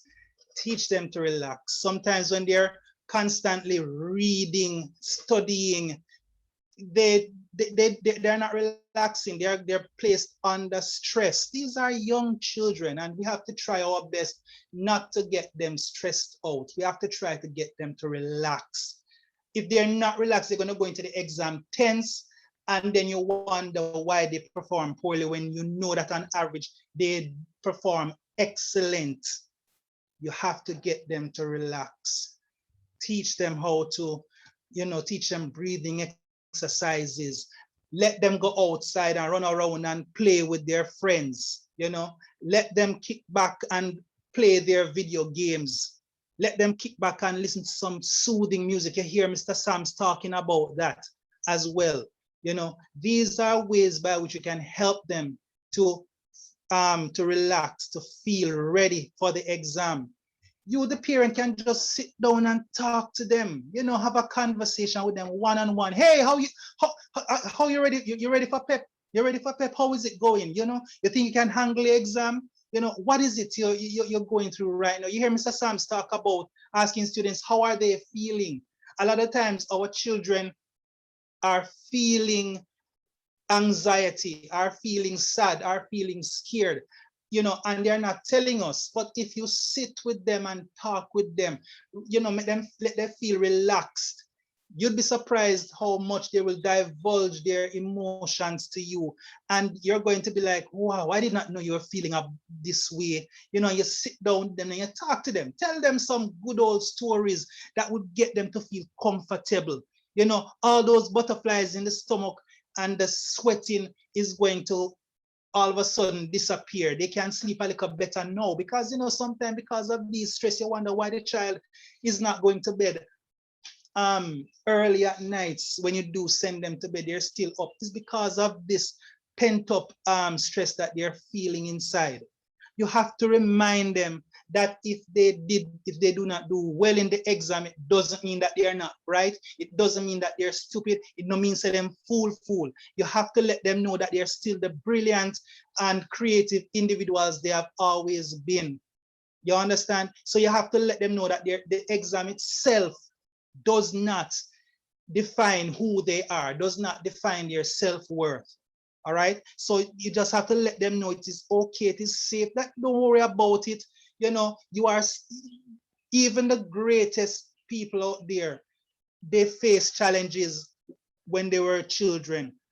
I mean, Albert Einstein was classified as being a dunce when he was at a primary school level, you know, back in Germany. But look at him now. Look at where history has placed him now as one of the greatest geniuses ever lived. All right, so the exam does not define your child's self. You have to let them remember that, parents. You know, you have to be understanding and come down to their level. Let the child, as I said a while ago, Mr. Sams talk about it too. Let them have fun. Let them pursue other activities. Get them to take their minds off the exam for a while. All right, sit with them. Let them close their eyes and think positive thoughts. Think good thoughts. You know, let them think about their fairy tale land in their mind. Ask them to tell you, what are you seeing in your mind right now? What are the good things you're thinking about? Let them share that with you. Let them close their eyes. Let them breathe in through their nostrils and breathe out through their mouths. You know, that will do a whole world of good, parents, to relieve the anxiety that is pent up in them. Do this for about 10 minutes or so, the breathing exercises. Breathe in through your nostrils, breathe out through your mouth. Slowly get them to do these activities. Help them to smile. I don't know why, but students, you know, who are so caught up in the whole studying habit, they seem to forget how to smile, how to find a sense of humor. Teach them how to smile again. Tell them a joke or two, just like what Mr. Sams was talking about. You know, tell them a joke or two. Let them smile. Let them laugh. Let them get some endorphins running through their bodies. You know, that feel good juice of endorphins. Let's get through the flow through their bodies, man. Let them break the tension once and for all. And of course, let them think positive thoughts. Give them a mantra. I am a big deal. I can do this. Pep now have nothing over me. I gotta win this thing. I gotta beat this thing. I am the greatest. I am awesome. Let them know that about themselves. Teach them these mantras, parents. Give them one mantra. Just give them one mantra that they will just keep saying over and over and over and over and over to themselves, to affirm a positive, motivational, inspiring feeling through their veins. You know, let them get ready to tackle this pep bull by the horns head on. All right. And of course, as I said, take time out to stretch and do some exercises. That will do a whole world of good. Another way by which we can prepare our children is to provide emotional support to our children. Sometimes they're feeling down. They're feeling emotionally challenged. Give them a hug. Give them a kiss. Embrace them. Smile. Give them an encouraging word or two. Let them feel good about themselves again. When you know, fathers, don't be afraid to hug your sons. It not gonna make them go the other way, like with some man having a them head nowadays. No, you would be surprised how nurturing that is for the boy, knowing that his father have that side of him that can reach out to him and touch him deeply. Mothers, hug your sons, hug your daughters. Fathers, hug your daughters. You know, don't be afraid to express that comforting touch and pass on that positive energy that they really want to. You'll be surprised how much it breaks the tension. You know, sit down and reason with your child. You know, try to get what's going through their heads. You know, and as usual, as I said, talk to them, man. Just talk to them. Let them express themselves to you. All right. There is nothing wrong in just coming down to the child's level. You know, sometimes this is what they need in order to get the tension out of their heads. When they tell you how they're feeling, all right, you have to talk to them in a supportive way. Don't ridicule them when they tell you, boy, daddy, me feel sad, you know, me feel afraid. Boy, are we afraid of? Big man afraid of nothing. You know? No. Well, son, I understand how you're feeling, you know, I understand how you feel because guess so when I was your age too, I used to go through it. So I understand how you feel and tell you what, you can't go wrong with this. You have a thing locked, my boy. You know, let them feel, give them some positive feedback. Explain to them that their feelings or reactions are normal. You hear Mr. Sam said it a while ago. All right. And we're basically looking at how you can support your child emotionally. And these are the ways. Listen to them. You see, one of the problems children have over the years and is that they feel that their parents are not listening. So you have to let them know that you are listening to them. They sometimes it's not just the response they want to hear from you. They want to see that you are actually paying attention to them. They want to see that you are listening to them. So let them see that you're listening to them. Reassure them that everything is going to be okay. Yes, all these emotions that you're going through are justified, but guess what? Everything is going to be okay. You're going to nail this one. You're going to mash down the PEP exam. You understand me? You have to let them feel reassured, and you'd be surprised how much it turns them around. It turns them around positively, emotionally. Praise them frequently. Praise your children. No matter how small an achievement it is, praise them. Hug them and say, well done, clap them, give them a high five. Praise them, man. You know, they get 1 + 1 = 2, right? Praise them. You know, you have to, and because sometimes when we don't praise our children, it really plays on their mind. They feel as if they're not appreciated. All right. And we can't get rid of this one, can we? We have to make sure that they play and relax. Playing is good. Relaxation is good. You have to get them to relax, give them the opportunity. So even though you might be studying with them or they have a study schedule, somewhere after the schedule, let them go outside and play. Let them sit down and play their video games. Allow them to get relaxed. It doesn't hurt if you sit and talk about the exam. Talk about the exam, all right, with them. Let them tell you how they're feeling about the exam itself, you know, what emotions are going on inside. You know, just talk to them. Let them tell you how they're feeling about the exam, all the things that they're that's going through their heads and so forth. Be your child's biggest cheerleader. Cheer them on. Let them know that you are supportive of them. Support them no matter what, you know, especially while you're sitting down with them and working with them. You know, let them see that you appreciate their efforts and cheer them on. Let them know that you are proud of them. All right. So once in a while, you give them a high five, you rub their heads, you pat them on the back, you know, you try to encourage them to have a go at whatever you are going through, even though you might be nervous. All right. Give them positive feedbacks no matter what. Just give them positive feedbacks. Even if the results are not favorable, give them positive feedbacks. Just tell them something, you know, tell them tell them what you want to tell them, but in a more you know, easy way to let them don't feel as if they didn't try their best or their best was not good enough. All right.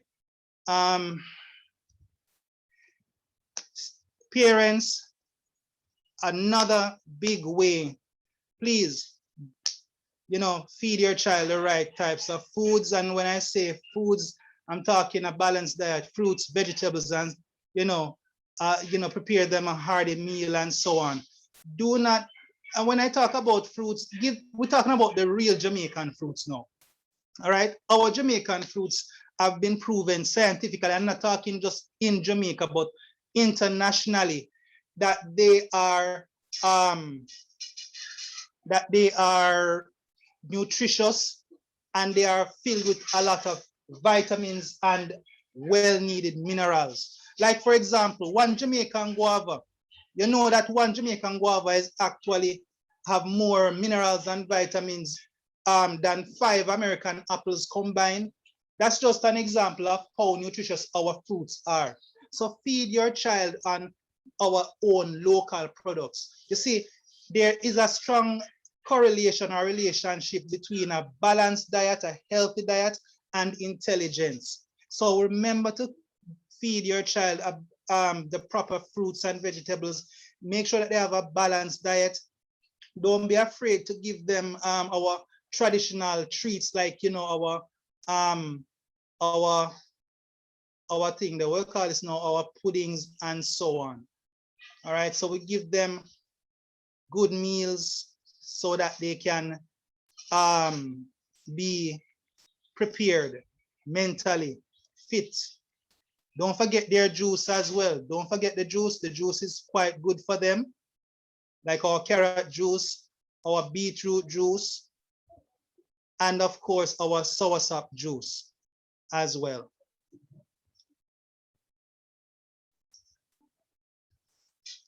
And finally, pray with your children. Pray with them. All right. Make sure you pray with your children, because prayer, children with a good religious foundation allows them to actually, be focused and ready to take on any task that is placed in front of them. So the day before the exam, just remember, don't let the child do any studying. Make sure the child goes to bed early, and you pack the child's bag. Ensure that everything that the child needs is already packed and in the bags. Their pencils, rulers, erasers, sharpeners, calculators, and so on. All right. Make sure that their uniforms are also prepared before that day. Make sure the child gets up early. Give the child a healthy, filling, hearty Jamaican breakfast. No cornflakes and Milo alone now. So you just have to make sure that they eat right on that morning. Double check their bags to ensure that everything that they need for the exam is packed and ready. And make sure that your child arrives at the exam center early.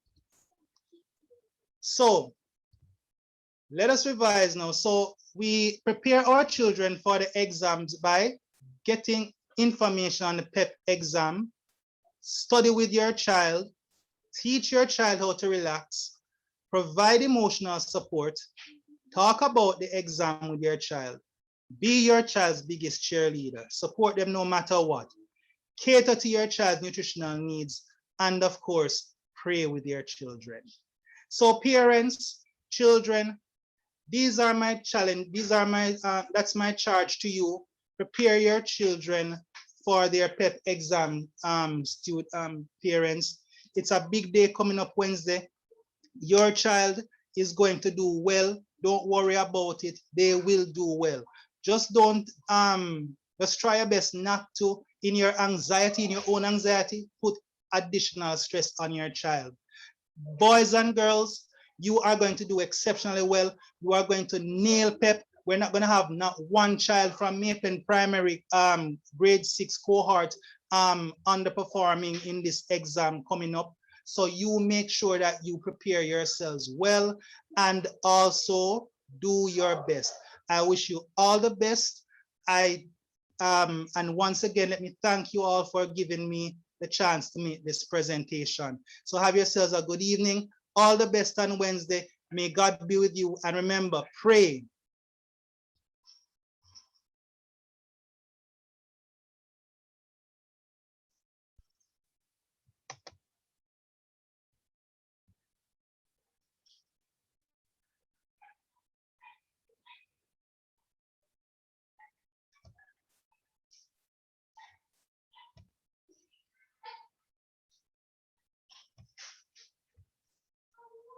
What does?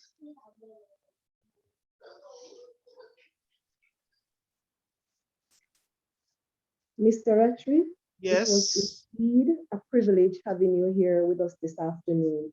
Thanks for the valuable information shared. I know that our parents learned a lot and they will definitely put them into practice. Again, we say thanks. Thank you. It was my pleasure.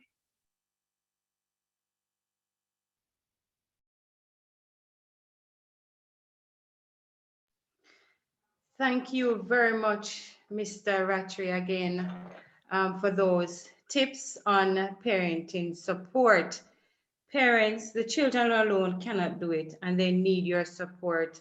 So I hope that some of those tips that Mr. Ratri has just shared with us, that you take note and you're willing to use them to help your children further. Thanks again, Mr. Ratri. Just a bit of correction. My colleague had introduced Mr. Sams and said that he was guidance counselor for 5 years at the Lessons Primary School. It is actually licensed primary school in St. Hans. So just a bit of correction there. Thomas, Okay. Thomas, St. Thomas. St. Thomas, St. Thomas. Thank you. Right. St. Thomas. Thank you. St. Thomas, thank you very much. All right, so at this time, I'm going to inform you again that we will take the questions in the chat. So we're not going to be opening the mic anymore. So just type your questions in the chat and we'll take it from there. I'm now going to hand over to Miss Hamlin. Miss Hamlin, are you there?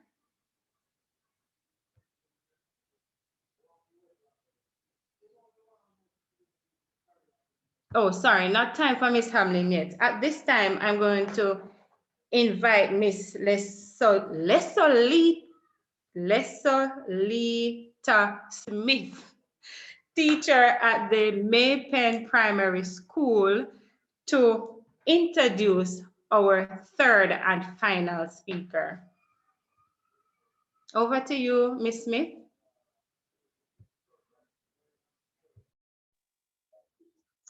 Hello, good evening. Thank you so much for this opportunity. Are you hearing me?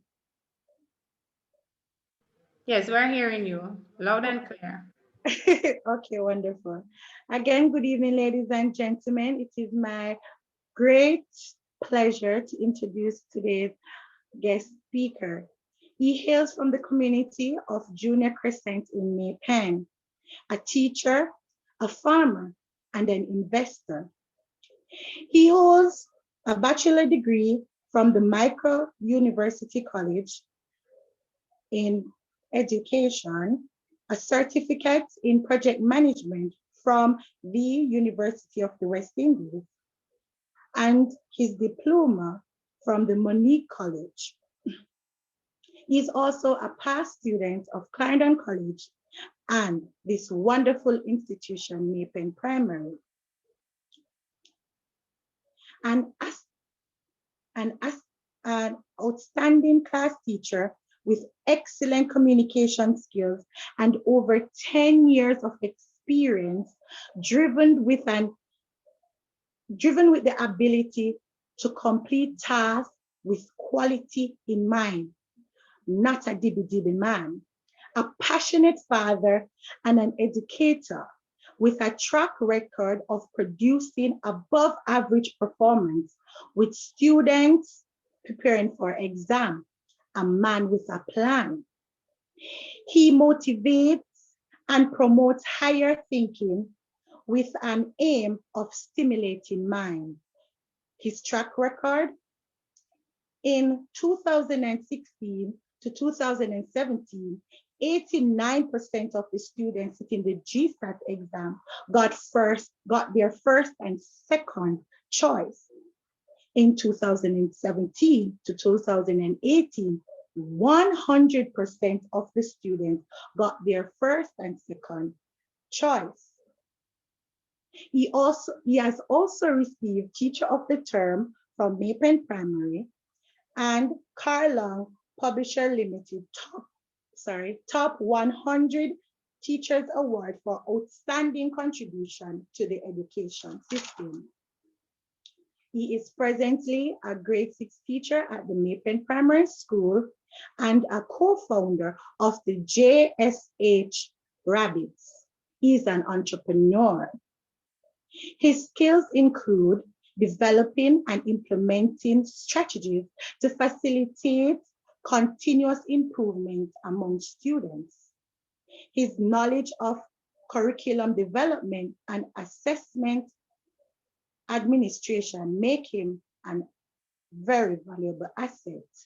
Ladies and gentlemen, this man is well versed in his field. His philosophy is, if you judge me now, you judge me prematurely because I am still in the process of greatness. Ladies and gentlemen, Mr. Samuel Morrison, the teacher, the farmer, the father, the investor, and also, by no means least, the entrepreneur. Ladies and gentlemen, Mr. Morrison. Thank you very much for that. I really appreciate that. At this time, I just want to take the opportunity to express my gratitude for being asked to make this presentation today. And at the same time, I want to welcome education officers from the different regions, our principal, Major Paul Scott, other principals, the team that put this session together, teachers, parents, and our students.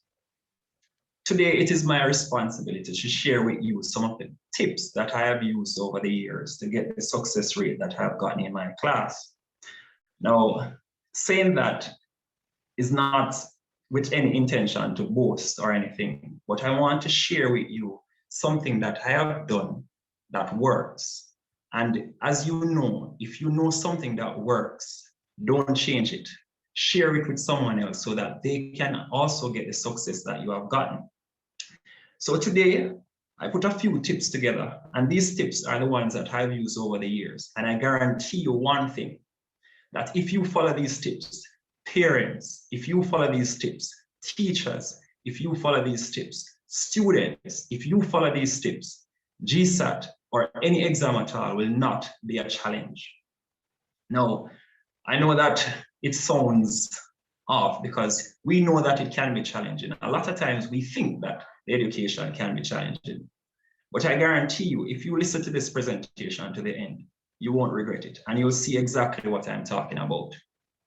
So the first thing you need to have in the back of your mind as we go through this presentation, just one thought, just one single thought, and that is success is not an accident.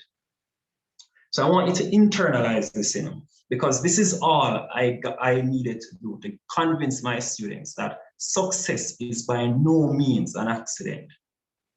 So if you can internalize that just for a moment, just think about it. Success is not an accident.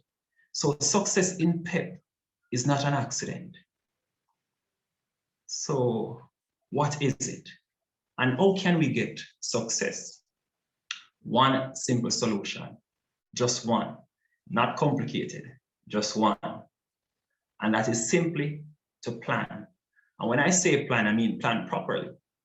So if you can get this done, one solution, and that's planning, everything else. Now, I noticed that this earlier, you'd have realized that someone spoke about motivation, about getting your head space. Someone spoke about, Mr. Ratri spoke about, Mr. Sim spoke about motivation. Mr. Ratri spoke about parental support. And then Mrs. Cohen spoke about the PEP exam.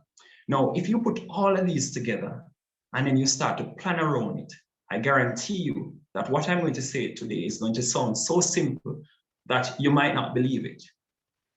But just follow me. So the first thing in planning, the very first step you need to know in planning is that you need to find out a little bit about exams. You need to find out about the exam that you're going to do. So remember, all you need to do is to plan, but I said plan properly.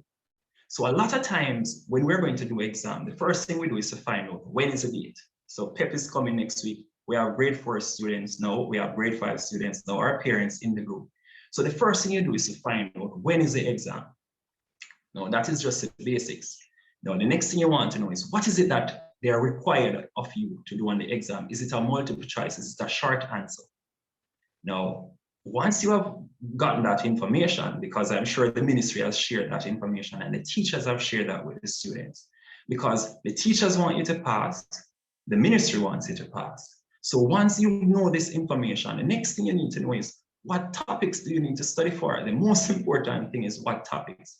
Because if you come to school today and the teacher says, all right, Friday you're going to get a test, but I'm only going to assess you on fractions. When you go home, if you decide to prepare for everything in the book, then you might not get the opportunity to focus solely on fractions. And a lot of your energy will be spread out. So know that you know that planning, know that you know that it's fraction. When you go home, you're going to beat the books and focus solely on fractions because you know that is coming. Similarly, if you know what is coming on the exam, and you do know, because guess what? The ministry gave us a book called the curriculum. And in that curriculum, we got what are called objectives. So every day when we come to school and we're teaching you, we pick out these objectives one by one, and sometimes 2 by 2, and we give them to you just to make sure that you know exactly what is coming on the test, right? So this is what we do in planning. You need to know what you're going to do. Next step, start preparing early or start studying early. Now, most of you, if you're nervous, let me just put you at ease now. You don't need to worry, because guess what?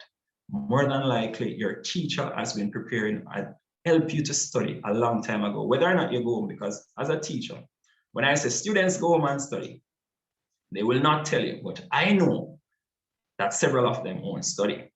But I don't worry about that. I still encourage them to. I encourage them because eventually they'll understand the importance of that. But for the time being, as soon as they come back to school, I just ask them questions. I simply ask them questions, and this is me helping them to revise. So every day I would ask them questions, and if school starts September, the first week I start asking questions. Parents, you can do the same. Other teachers are doing the same. So every week we ask them questions. It's not necessarily about writing. Sometimes we put it in writing simply to see how they express themselves. But note, one, we plan what is it that we need to know, and then we start to let them practice these things. So out of the planning, know what you need to know, find out what you need to know, start preparing. And then the last tip, so only 3 things you need to know, really. I know it sounds weird to only know 3 things and the exam is okay, but just bear with me. The last thing is repetition. If you start to study, continue study, repeat the process. Now, let me ask you, some of you know, think about this. When you're in grade 1, you were looking at some songs like some jingles, some little nursery rhymes, and you'd have heard them over and over and over. Now, you stop singing them, but years later, grade 6, some of the kids in grade 6, you still remember them. Adults still remember them. Even if it's 1, you still remember. Patakat, and all of those little things. But if you think about it, this is what was done simply for you to remember these things. I'll give you another question now. Say, for example, you met someone 2 weeks ago and the person introduced themselves to you, introduced themselves to you, right? Now, the person told you his or her name. By this week, you see the person, there's a high probability that you don't remember the person's name. What you think about that? Simple. You did not repeat the person's name over that period of time. Probably you just met the person once and then you don't see them. So a lot of times you learned something in the class last week and you come to school this week and poof, it's gone. It simply disappeared because you did not look at it over the weekend or something. Some of you might remember because our memories differ, but you're going to realize that the more you ignore repeating these things, you're going to realize the less you remember. So the key to retaining all of this information is to repeat, repeat, repeat. So 3 things. 1, know what is expected on the exam. We know and we tell you already, kids, you don't need to worry. I'm reassuring you. Sometimes I'm in the class and I look at the students and I'm saying, whoa, these students are really amazing. I don't tell them all the time. And if my students, some of my students are here, they probably say, sir, that's a lie, you tell us all the time. But what I'm saying is that sometimes I see them doing some things that are just amazing. And if you get parents, you see them too. And they're just so amazing. And sometimes we don't get the opportunity to tell them that they're amazing and we keep on pressuring them for more work. But if you really stop and slow down and see the things that they're doing and you start to embrace it and accept it, you realize that you will get more out of them and then you get them to repeat the process. You know what they're supposed to do already. Get them to revise again, especially when you motivate them. Encourage them, man. Tell them that, oh, you're doing well. And once they know that they're doing well, they'll continue. So the next point I want to focus on now, and I had several points that I wanted to share, but it's not coming up, so I'll just work with it from here. The next point I want you to note is that I have some little problems that sometimes derail the process. So those 3 little things you need to know, but you're going to realize that a lot of things happen that derail the process. 1, the work boring. And a lot of persons probably stop right here. Parents, it's true. The work can be very boring and you know it because when you were going to school, you were bored too. So you would there sit down and say, Kevin, go read your book. It doesn't work like that. simply because it's boring. And when you used to get it like that, some of you usually hide. Now, 1 and 2 parents would say, no, I'm not like that. And some kids will say they're not like that. But the reality is that every child should have a favorite subject, and every child has a subject that they don't like. And that subject is either boring or hard. But the reality is that sometimes all they need to do is to make it exciting. Teachers, we need to put questions, games, quizzes, gamify the learning process, give awards. Mr. Ratri said it best. You don't need 1 hour out of studying. You just need about 30 minutes and focus on the idea that the students need to learn, the concept, right? So just cut down the amount of workload because they already find it boring. You don't want to push it down on them. All they're going to do is to hide. It's like when you're a child and they give you porridge and you know you don't want it to hide and throw it away. It's the same thing with the work. So the aim is to make sure that you make it so that they're comfortable doing it. The ability to study. Now, some kids don't know how to study. And another thing that parents, teachers, and the children should be able to do is to just work with somebody. Anytime you realize that you're studying and you're still failing an exam, just work with somebody.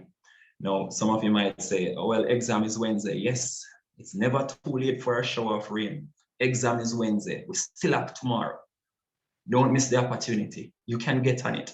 Now, next thing, stick-to-itiveness. When things get hard, some of us leave it alone. But there's no need to leave this alone because guess what? If we can make it simple for you, I'm sure you will appreciate it. Now, this work is going to be for the teachers and the parents now. Parents, sometimes when the students say this stuff, it looks really hard, especially when they say they don't like a subject. Teachers, it's the same thing.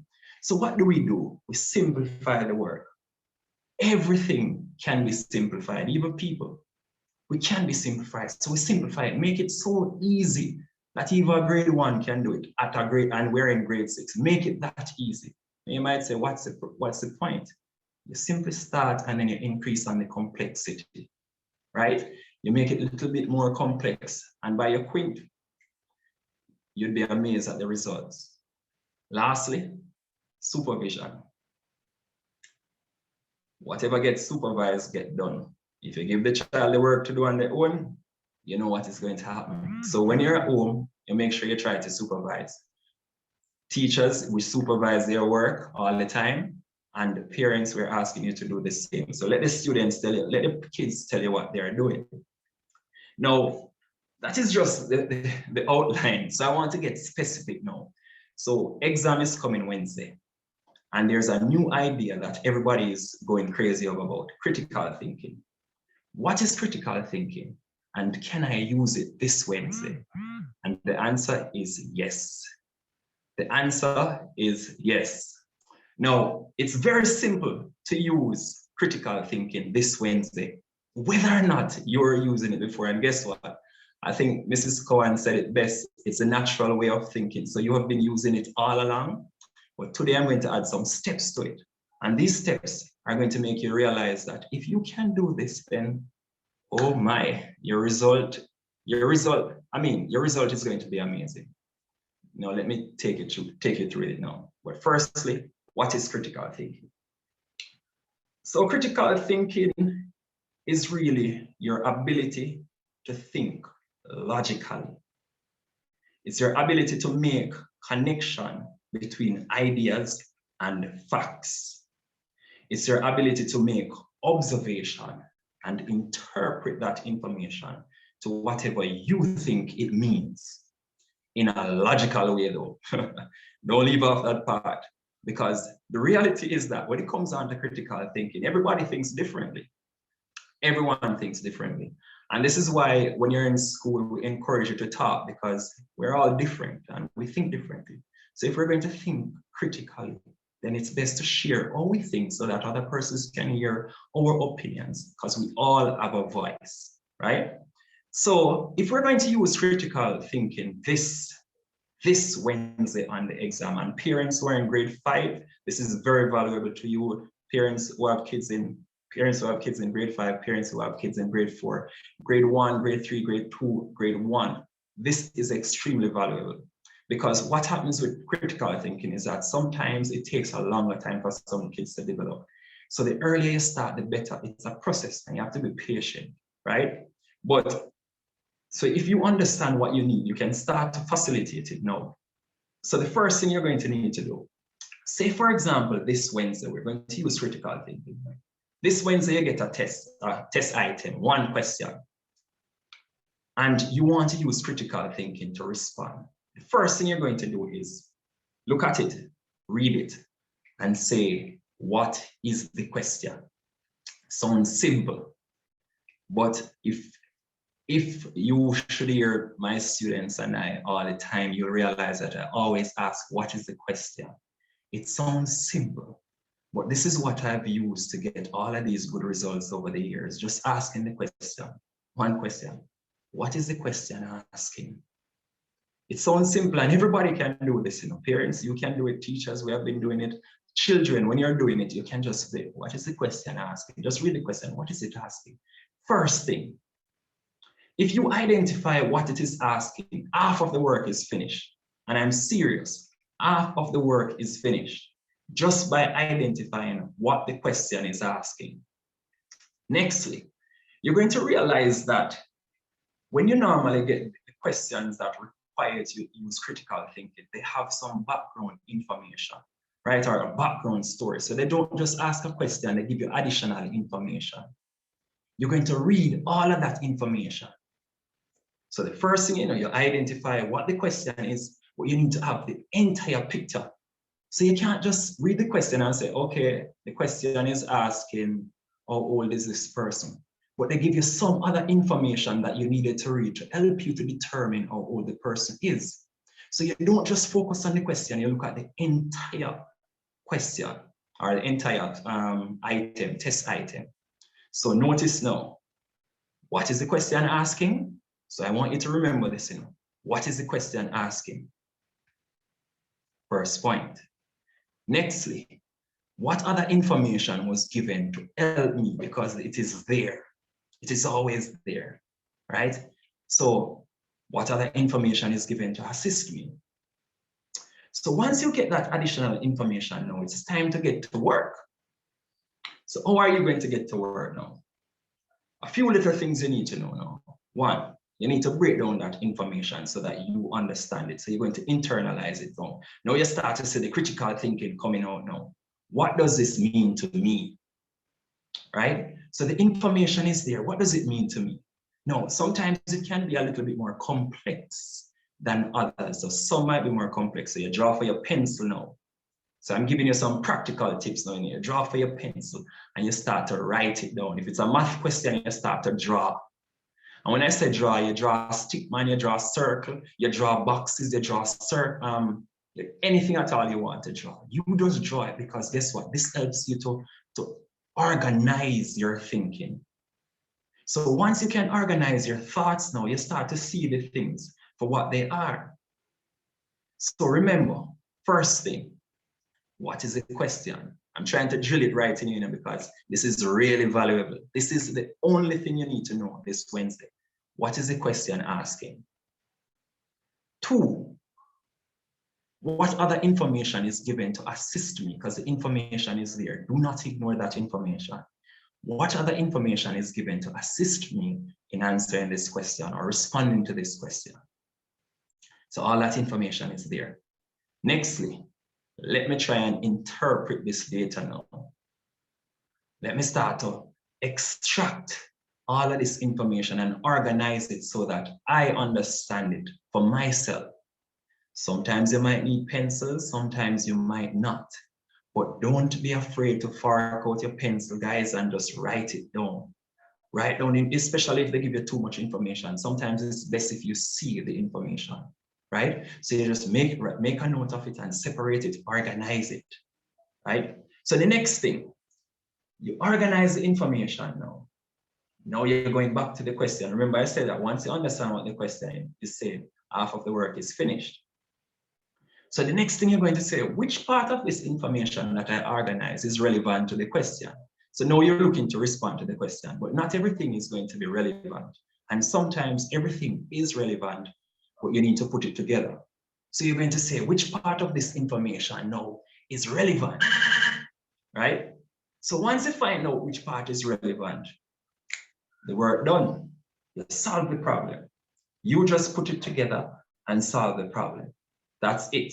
The information is there. Now you're probably saying, really? Yes, really, just like that. First, what is the question asking? That's it, what is the question asking?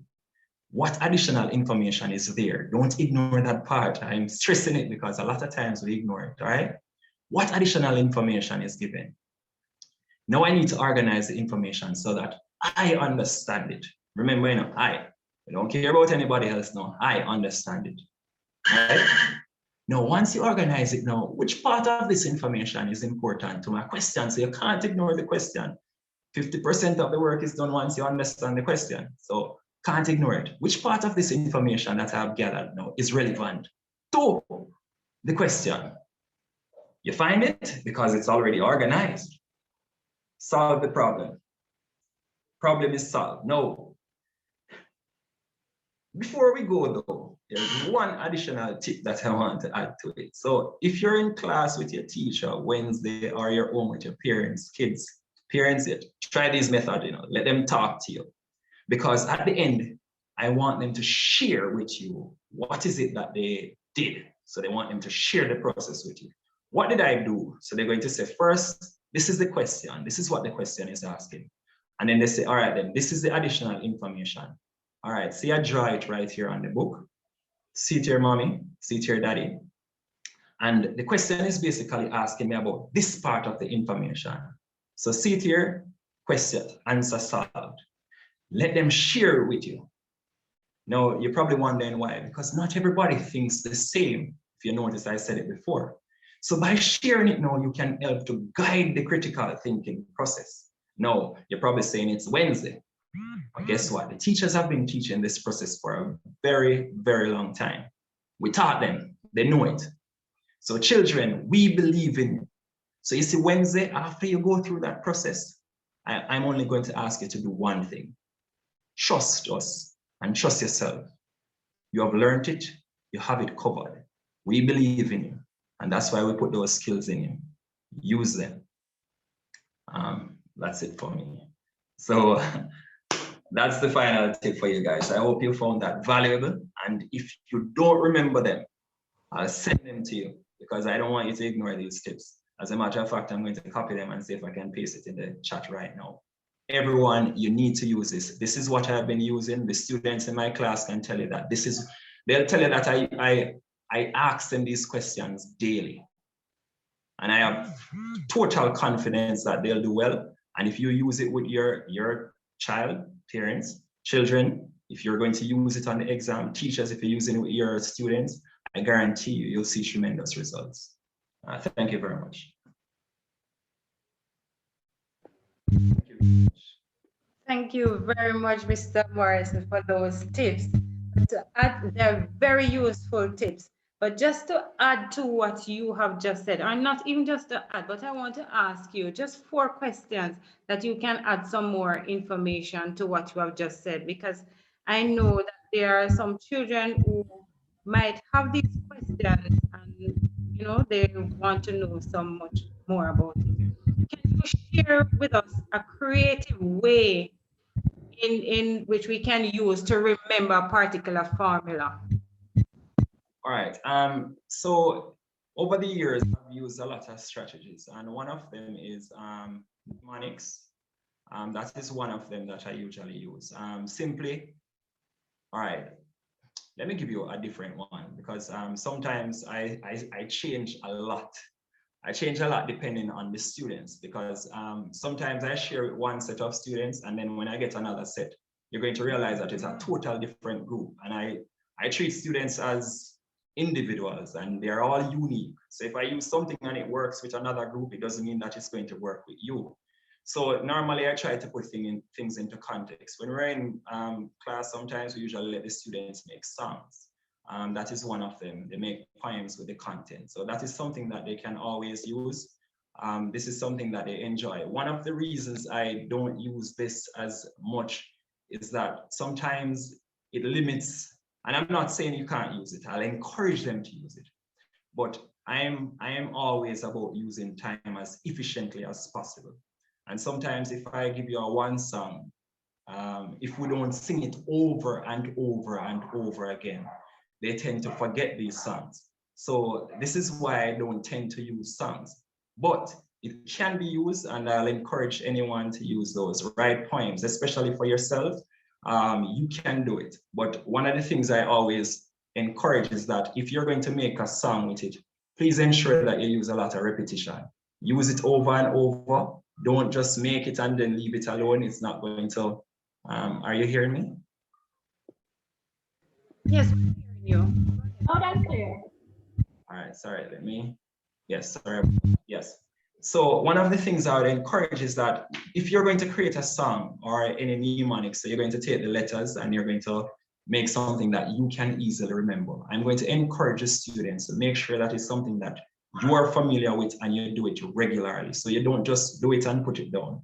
That is why I spoke about repetition, because what happens is that repetition will cover all of these. Anything that you're doing, just repeat. As the popular saying goes, rinse and repeat. Just keep on repeating over and over and over again until it sticks and it works. So these are for the formula. I love to also put things into context or make association. So association is one of them that I love to use. So I link it with real world activities so that they can see it for themselves. I like to make it practical. See, I start to talk all the tips now. I love to make it practical. So I like to, when they see the things and we touch it and we talk about the things in reality rather than abstract. So formulas in itself, sometimes if you can get the students to see that they are not so far-fetched and as difficult as you know, just by memorizing something. If you look in our environment, you yourself as a child can create these formulas just by actually seeing the actual item and looking at the properties for yourself. Thank you very much, sir. Another one is, how many seconds do you recommend that students stay on a question before moving on? Because you know that sometimes they will go into the exam and they will sit not knowing that answer, and they will sit and wait. How many seconds or how many minutes do you recommend they stay on one question? The reality is that most of the times when we're in exam, we don't focus on time. So the best thing to do is whenever you meet up on a challenge, you're going to leave that question and then you're going to come back. So that is my take on it. You're going to leave it and come back. Now, it doesn't mean that the first thing the first thing is to seek to understand the question, the process that I went through. If you realize that you're still having a challenge, sometimes you just need a breather. Sometimes you're just nervous. Sometimes the mind is just not ticking at the time. So sometimes you just need to move on. And then once you move on, you can always come back. The aim is always to finish within the time frame.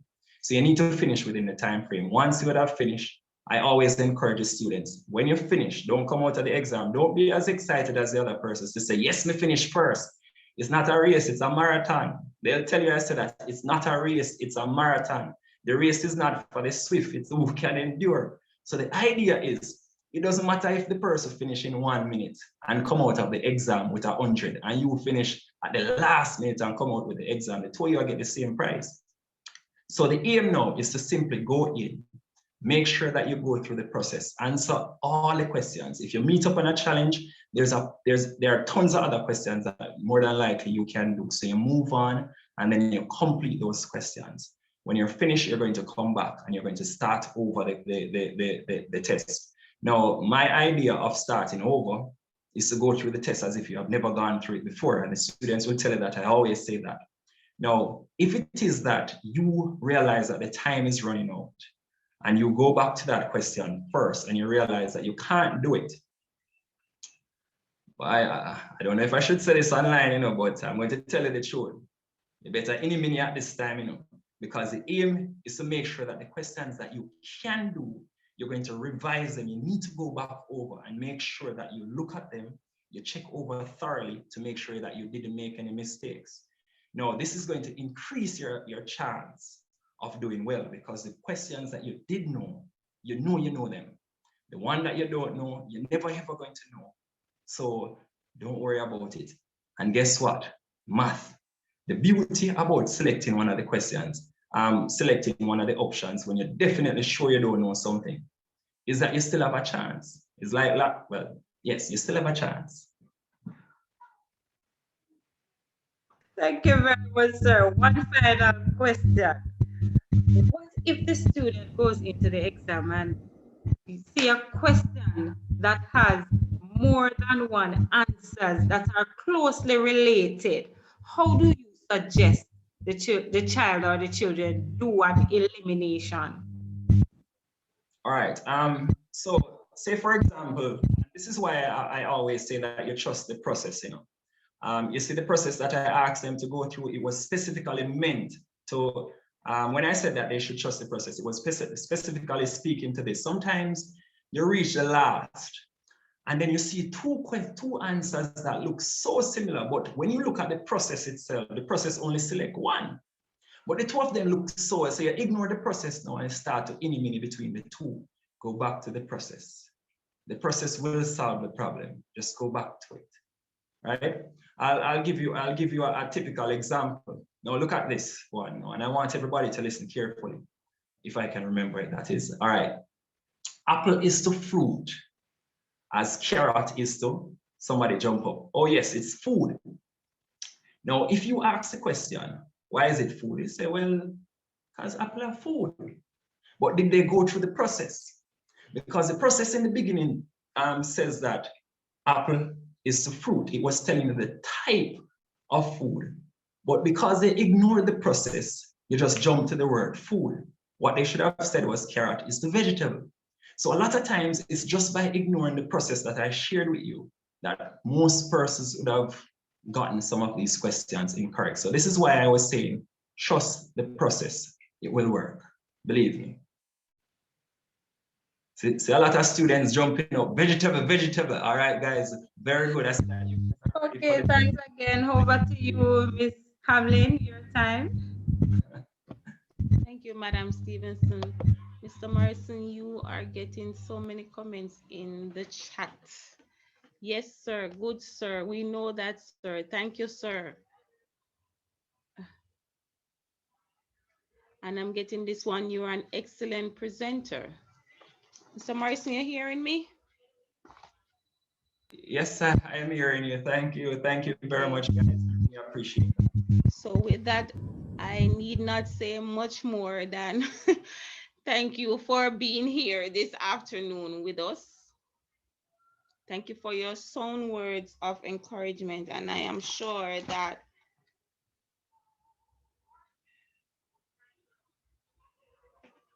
we all get the fact that the first thing that we should do is figure out what the question is asking. Thank you once more, Mr. Morrison, and do enjoy the rest of your afternoon. Is there a way that I could share this process with everyone? Because I would definitely want them to look at it. Ms. Val? Definitely, Mr. Morrison, I will be sending it to your school. Okay, thank you. All right, over to you now, Mrs. King. Wow, time really flies when we're having fun. I'm really enjoying this presentation. And at this time, I'm going to invite Miss Simone Godshaw, teacher at the Racecourse Primary and Infant School, to give the vote of thanks. Miss Simone Godshaw.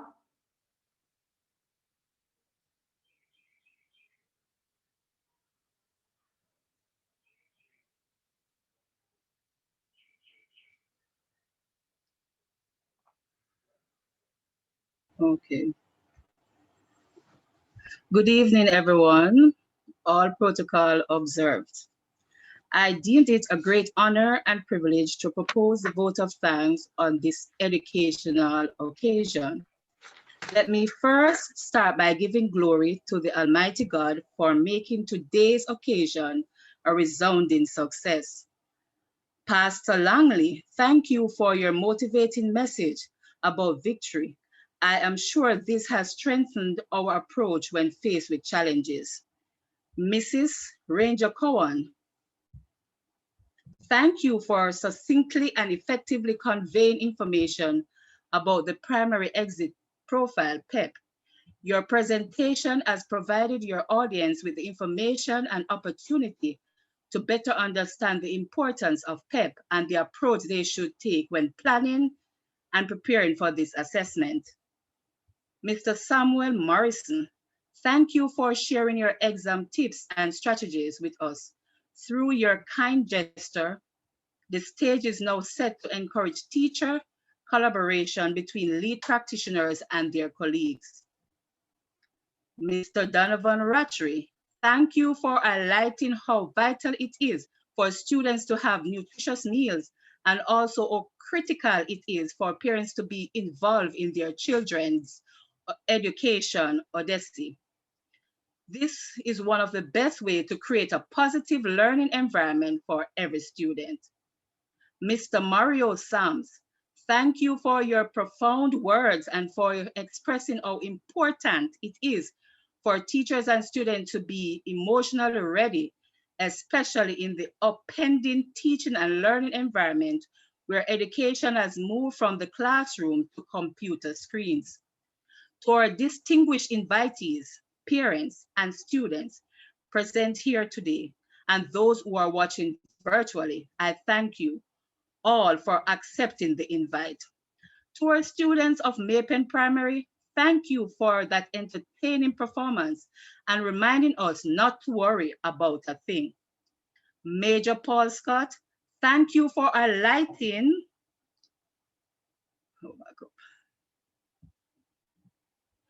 highlighting the importance of motivating our students in a teaching and learning environment.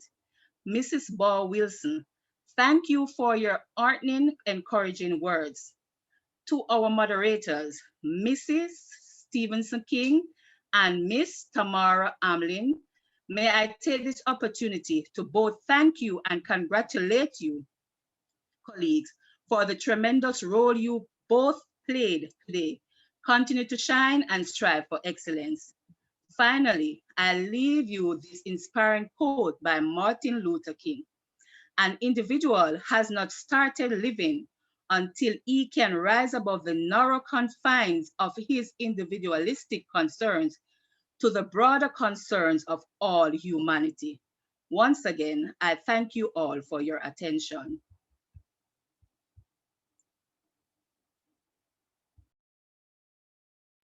Thank you so much, Mrs. Gasha. Wow, what an interesting, exciting, informative afternoon it has been. I am so pleased when I looked at the participants. I saw that we have over 200 participants, parents, students, teachers. So great, so great, so great. I am totally lost for words, but not just that. I am so happy in my heart as well. I'm a bit anxious, because, exam has a thing on individuals when it comes. We always have a little butterflies in us. But as Mr. Morrison said, first thing first, what is the question asking? Mr. Sams, that emotional song that you played, wow, I was just bubbling along, feelings that I show, and I am so happy. And when I look at how you were presenting, I was like, oh my God, Mr. Sams is so happy. He's just bubbling. Mrs. King, thank you for inviting me to help you to co-moderate this afternoon. Major Paul Scott, Mrs. Ball Wilson, the technical team, Mrs. Mears. Mrs. Mears, I know that you're jumping for joy right now as a teacher of Maypen Primary. I am proud. And I just want to say, I heard the words coming out this afternoon: attitude, creativity, critical thinking. And the most important, be calm students, be calm parents, be calm teachers. You can do it. You can just pray, just pray, just pray, and will succeed. Each one of us, hands and hearts together. It has been a pleasure. Thank you for having me. I now hand over to our moderator, Mrs. Stevenson King. Mrs. King. Thank you very much, Ms. Hamlin. As we all prepare for this examination, I encourage each and every one of you to keep on preparing. In fact, it was Colin Powell who said, "There are no secrets to success. It is the result of preparation, hard work, and learning from failure." Teachers, you are doing well facilitating the students in their preparation. Parents, continue to support and encourage your children. They will make you proud. Students, I have just 3 words for you. You've got this. Colleagues, parents, and students, walk good, keep safe. Enjoy the rest of the evening, and thank you very much for participating.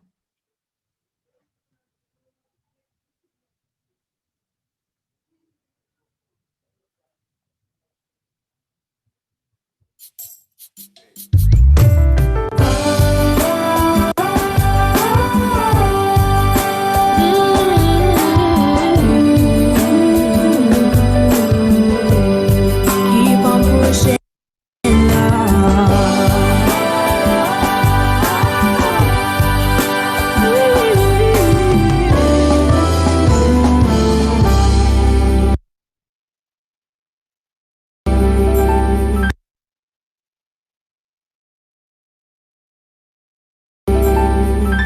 It's not about where you're from, it's where you're going. Keep